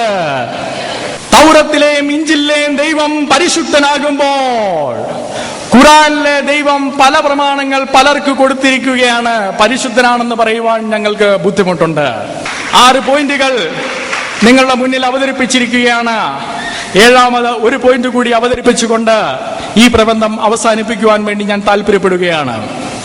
രക്ഷ തൗറത്തിലും ഇഞ്ചിലും ഖുർആനിലും. തൗറത്തിലും ഇഞ്ചിലും രക്ഷയെപ്പറ്റി പറയുമ്പോൾ ചില കാര്യങ്ങൾ പറയുന്നുണ്ട്. പഴയ നിയമത്തിൽ പറയുന്നത്, ആവർത്തന പുസ്തകം 30-ാം അധ്യായം അതിന്റെ 6-ാം വാക്യം, ദൈവമായ യഹോവ നിങ്ങളുടെ ഹൃദയത്തെ പരിച്ഛേദന ചെയ്യും. എസെക്കിയേൽ 36:26, ദൈവമായ യഹോവ പുതിയൊരു ഹൃദയത്തെയും പുതിയൊരു ആത്മാവിനെയും നിങ്ങൾക്ക് തരും. പഴയ നിയമത്തിന്റെ പ്രമാണപ്രകാരം രക്ഷ എന്ന് പറയുന്നതിന്റെ ഒരു സത്യം എന്ന് പറയുന്നത് പുതിയ ഒരു ജീവൻ അവർക്ക് നൽകുന്നതാണ്. പുതിയ നിയമത്തിന്റെ പ്രകാരമോ? യോഹന്നാന്റെ സുവിശേഷം 3-ാം അധ്യായം അതിന്റെ 3-ാം വാക്യത്തിൽ പറയുന്നത്, യേശു അവനോട്, ആമീൻ ആമീൻ ഞാൻ നിങ്ങളോട് പറയുന്നു, പുതിയതായി ജനിച്ചില്ലെങ്കിൽ ദൈവരാജ്യം കാണുവാൻ ആർക്കും കഴിയുകയില്ല എന്ന് പറഞ്ഞു. 2 കൊരിന്ത്യർ 5:17 പറയുന്നത്, ഒരുത്തൻ ക്രിസ്തുവിലായാൽ അവൻ ഒരു പുതിയ സൃഷ്ടിയാകുന്നു, ഒരു പുതിയ ജീവൻ, ഒരു പുതിയ ഹൃദയം. അത് രക്ഷയുടെ ഭാഗമായി തൗറത്തും ഇഞ്ചിലും അവതരിപ്പിച്ചപ്പോൾ മുഹമ്മദ് നബിക്ക് അതിനെപ്പറ്റി ഏതെങ്കിലും രീതിയിൽ ഒരു ഐഡിയ ഉണ്ടായിരുന്നുവെന്ന് പോലും ചിന്തിച്ചുകൂടാ. എന്ന് മാത്രമല്ല, തൗറത്തിലെയും ഇഞ്ചിലെയും രക്ഷ എന്ന് പറയുന്നത് പാപങ്ങൾക്കുള്ള പൂർണ്ണമായ ക്ഷമയാണ്. സങ്കീർത്തനം 103:12-13 ഉദയം അസ്തമത്തോട് അകന്നിരിക്കുന്നത് പോലെ അവൻ നമ്മുടെ ലംഘനങ്ങളെ നമ്മോട് അകറ്റിയിരിക്കുന്നു, അവൻ നമ്മുടെ പാപങ്ങളെ നമ്മളോട് ക്ഷമിച്ചിരിക്കുന്നു, അത് നമ്മളോട് അകറ്റിയിരിക്കുന്നു. അപ്പന് മക്കളോട് കരുണ തോന്നുന്നത് പോലെ യഹോവയ്ക്ക് തന്റെ ഭക്തന്മാരോട് കരുണ തോന്നുന്നു. എന്നാൽ അതുപോലെ തന്നെ ലൂക്കോസിന്റെ സുവിശേഷം 15-ാം അധ്യായത്തിലേക്ക് വരുമ്പോൾ, മുടിയനായ പുത്രൻ ആ ഭവനത്തിലേക്ക് കടന്നു വരുമ്പോൾ ഈ അപ്പന്റെ ഹൃദയം നമുക്ക് കാണാം. ഓടിച്ചെന്ന് അവനെ വാരിക്കോരി അണച്ച് അവനെ വീട്ടിൽ കൊണ്ടുവന്ന് അവന്റെ സകല ലംഘനങ്ങളെയും അവനെ അകറ്റി അവന് പുതിയൊരു വസ്ത്രം നൽകി. എന്നാൽ ഖുർആനിലോ സൂറ 46:8-9 വരെയുള്ള വാക്യങ്ങളിൽ മുഹമ്മദ് നബി തന്നെ പറയുകയാണ്, എന്നെ കൊണ്ടോ നിങ്ങളെ കൊണ്ടോ എന്ത് ചെയ്യുമെന്ന് എനിക്ക് തന്നെ അറിയില്ല. മാത്രമല്ല സൂറ 7:99 പറയുന്നത്, നഷ്ടം പറ്റിയ ഒരു ജനവിഭാഗമല്ലാതെ, ശ്രദ്ധിച്ചു കേൾക്കണം, നഷ്ടം പറ്റിയ ഒരു ജനവിഭാഗമല്ലാതെ അല്ലാഹുവിന്റെ തന്ത്രത്തിൽ നിന്ന് ആരും നിർഭയരായിരിക്കുന്നില്ല. നിങ്ങൾ ചിന്തിക്കുകയാണ്, രക്ഷ നിങ്ങൾക്ക് ലഭിച്ചു, നിങ്ങൾ നിർഭയരായിരിക്കുകയാണെങ്കിൽ നിങ്ങൾ നഷ്ടം പറ്റിയ ജനങ്ങളാണ്. വിശ്വാസികളാണെങ്കിൽ നിങ്ങൾ എന്ത് പേടിക്കണം? അള്ളാഹുവിന്റെ തന്ത്രത്തിൽ നിന്ന് നിങ്ങൾ വിമോചിതരല്ല എന്ന് നിങ്ങൾ ചിന്തിക്കണം. ഈ അള്ളാഹുവിന്റെ തന്ത്രം എന്ന് പറയുന്ന വാക്ക് നമ്മുടെ മുൻ മൗലാനയായിരുന്ന അബ്ദുൽ ഹലീമിനോട് ചോദിച്ചാലും അറിയാം. അത് മക്കാർ എന്നുള്ള പദമാണ്. അതിന് തന്ത്രമെന്ന് മാത്രമല്ല വഞ്ചനയെന്നും തർജ്ജമ ചെയ്യാം. അള്ളാഹുവിന്റെ വഞ്ചനയിൽ നിന്ന് ആരും ഒഴിവല്ല. ഇങ്ങനെ ഒഴിവാണ് എന്ന് ചിന്തിച്ചിരിക്കുന്നവർ അവർ നഷ്ടം പറ്റിയ ജനങ്ങളാണ്. എന്നാൽ നമ്മുടെ പിതാവ് അവൻ നമ്മുടെ ലംഘനങ്ങളെ എന്നേക്കുമായി അകറ്റിയിരിക്കുന്നു. സഹീഹ് ബുഖാരി വോളിയം 5 ബുക്ക് 58 ഹദീസ് നമ്പർ 266 പറയുകയാണ്, മുഹമ്മദ് നബി പറയുകയാണ്, ഞാൻ അള്ളാഹുവിന്റെ പ്രവാചകനെങ്കിലും അള്ളാഹു എന്നോട് എന്ത് ചെയ്യുമെന്ന് എനിക്ക് അറിയില്ല. രക്ഷയെ പറ്റി അദ്ദേഹത്തിന് ഭദ്രതയില്ല. എന്നാൽ പുതിയ നിയമം പ്രഖ്യാപിക്കുന്നു, ഇപ്പോൾ ക്രിസ്തുവേശുവിലുള്ളവർക്ക് യാതൊരു ശിക്ഷാവിധിയും ഇല്ല. തൗറത്തിലെയും ഇഞ്ചിലെയും രക്ഷയുടെ മറ്റൊരു പ്രത്യേകത എന്ന് പറയുന്നത് അത് സകല ദുരാത്മാക്കൾക്കുമെതിരെയുള്ള നമുക്കുള്ള അധികാരമാണ്. യാതൊരു ദുരാത്മാക്കൾക്കും ഇനിയും നമ്മളുടെ മേൽ അധികാരമില്ല. സംഖ്യാപുസ്തകം 23:23 അഭിചാരം യാക്കോബിനോട് പറ്റുകയില്ല, ലക്ഷണവിദ്യ ഇസ്രയേലിനോട് ഫലിക്കുകയില്ല. ലൂക്കോസിന്റെ സുവിശേഷം 10-ാം അധ്യായം അതിന്റെ 17 മുതൽ 20 വരെയുള്ള വാക്യങ്ങളിൽ പാമ്പുകളെയും തേളുകളെയും ശത്രുവിന്റെ സകല ബലത്തെയും ചവിട്ടുവാൻ ഞാൻ നിങ്ങൾക്ക് അധികാരം തരുന്നു, ഒന്നും നിങ്ങൾക്ക് ഒരിക്കലും ദോഷം വരുത്തുകയില്ല. അത് നമ്മുടെ രക്ഷയുടെ ഭാഗമാണ്. പുതിയ ജീവൻ, പുതിയ ഹൃദയം, പുതിയ ആത്മാവ്, രക്ഷയുടെ ഭദ്രത, സകല ശത്രുവിന് മേലുമുള്ള അധികാരം, അത് നമ്മുടെ രക്ഷയുടെ ഭാഗമാണ്. എന്നാൽ മുഹമ്മദ് നബിയുടെ കാര്യത്തിൽ അതങ്ങനെ ആയിരുന്നില്ല. സഹീഹ് അൽ ബുഖാരി വോളിയം 7 ബുക്ക് 71 ഹദീസ് നമ്പർ 660 661 പ്രകാരം അവിചാരം അള്ളയുടെ അപ്പോസ്തലന് മീതെ സംഭവിച്ചു. അള്ളയുടെ അപ്പോസ്തലൻ മാജിക്കിന് ചില കാലങ്ങൾ അടിമയായിരുന്നു. പ്രവാചകനായതിനു ശേഷം സഹീഹ് അൽ ബുഖാരി വോളിയം 4 ബുക്ക് 53 ഹദീസ് നമ്പർ 400 ലക്ഷണവിദ്യ പ്രവാചകന് മേൽ വന്നു ഭവിച്ചു. അവിചാരം യാക്കോബിനോട് പറ്റുകയില്ല, ലക്ഷണവിദ്യ ഇസ്രായേലിനോട് ഭവിക്കുകയില്ല. ഞാൻ നിങ്ങൾക്ക് അധികാരം തരുന്നു, ഒന്നും നിങ്ങൾക്ക് ഒരിക്കലും ദോഷം വരുത്തുകയില്ല എന്ന് പറഞ്ഞ ദൈവം തന്നെയാണോ പ്രിയ സ്നേഹിതരെ ഇത്? മാത്രമല്ല, നമ്മുടെ രക്ഷയുടെ മറ്റൊരു ഭാഗമാണ്. നമുക്ക് പുതിയൊരു ഹൃദയം തരുന്നു, നമുക്ക് രക്ഷയുടെ ഭദ്രതയുണ്ട്, നമുക്ക് സകല വാഴ്ചകളിലും അധികാരം ഏൽക്കുമേതെ നമുക്കിനിയും യാതൊരു അനർത്ഥവും പേടിക്കേണ്ട കാര്യമില്ല എന്ന് മാത്രമല്ല, അവൻ നമുക്ക് പരിശുദ്ധാത്മാവിനെയും നൽകിയിരിക്കുന്നു. യോവേൽ പ്രവചനം 2:28 അന്ത്യകാലത്ത് ഞാൻ സകല ജഡത്തിന്മേലും എന്റെ ആത്മാവിനെ പകരും. റോമാലേഖനം 8-ാം അധ്യായം 14 മുതൽ 17 വരെയുള്ള വാക്യത്തിൽ നാം വായിക്കുന്നത് നാം ആ പുത്രത്വത്തിന്റെ ആത്മാവിനെ പ്രാപിച്ചവരാണ്. എന്നാൽ ഖുറാനിൽ പരിശുദ്ധാത്മാവ് ആരാണ് എന്ന് കൂടെ ഒരു സംശയമുണ്ട്. അത് ഗബ്രിയേലാണോ അത് മറ്റാരോ ആണോ എന്നുള്ള കാര്യത്തിൽ കൂടെ മുഹമ്മദ് നബിക്ക് ഒരു സംശയമുണ്ട്. രക്ഷയുടെ ഈ ഒരു അനുഭവം ഇസ്ലാമിലില്ല, ഖുറാനിലുമില്ല. അവസാനമായി ഞാൻ ഒരു കാര്യം കൂടെ പറയട്ടെ. തൗറത്തിലും ഇഞ്ചിലും രക്ഷ എന്ന് പറയുന്നത് ബലിയാകുന്ന ആ ക്രിസ്തുവിനെ നോക്കിയുള്ളതായിരുന്നു. ആ ഏദൻ തോട്ടത്തിൽ വെച്ച് തന്നെ സുവിശേഷത്തിന്റെ ആദ്യത്തെ സന്ദേശം മുഴങ്ങി. ഉൽപ്പത്തി പുസ്തകം 3-ാം അധ്യായം അതിന്റെ 15-ാം വാക്യത്തിൽ സ്ത്രീയുടെ സന്തതി സർപ്പത്തിന്റെ തലയെ തകർക്കും. സുവിശേഷത്തിന്റെ ഒരു കാതൽ അവിടെ മുഴങ്ങി.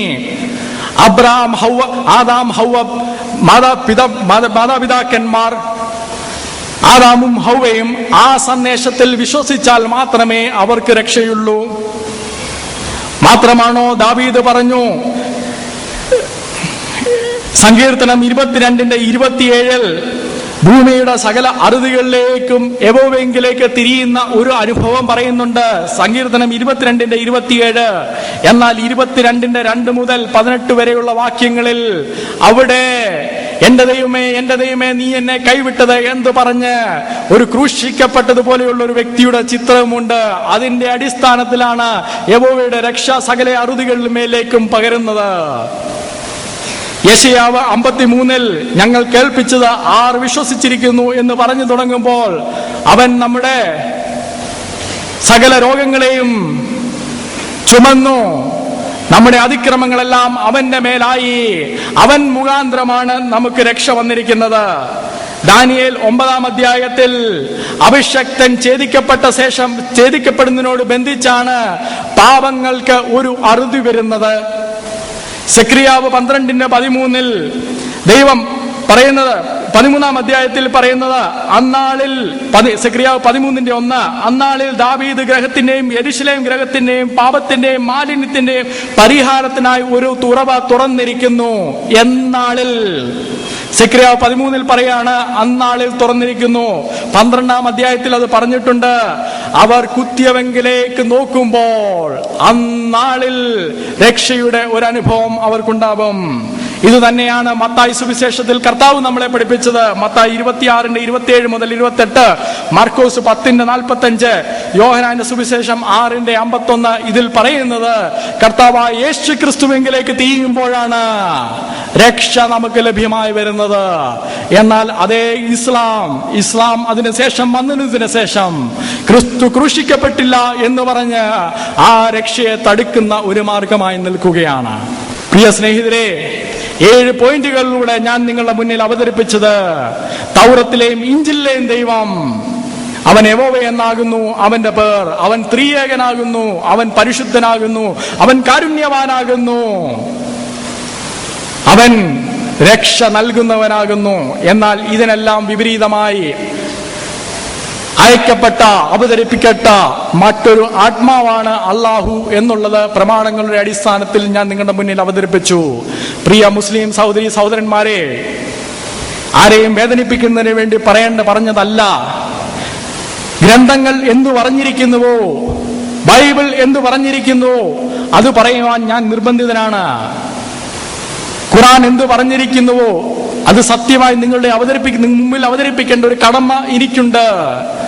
ഞാൻ അവതരിപ്പിച്ച എല്ലാ പോയിന്റുകളും പ്രമാണങ്ങളുടെ അടിസ്ഥാനത്തിലാണ്. ഇനിയും തിരഞ്ഞെടുപ്പ് നിങ്ങൾക്ക്. രക്ഷ വേണമെങ്കിൽ ക്രിസ്തുവിങ്കിലേക്ക് നോക്കുക. ഭൂലോകത്തിന് മേലെ, ആകാശത്തിനും ഭൂമിക്കും മീതെ വേറൊരു നാമവുമില്ല രക്ഷിക്കപ്പെടുവാൻ. അത് യേശു ക്രിസ്തുവിന്റെ നാമം മാത്രമാകുന്നു. ഹല്ലേലൂയ.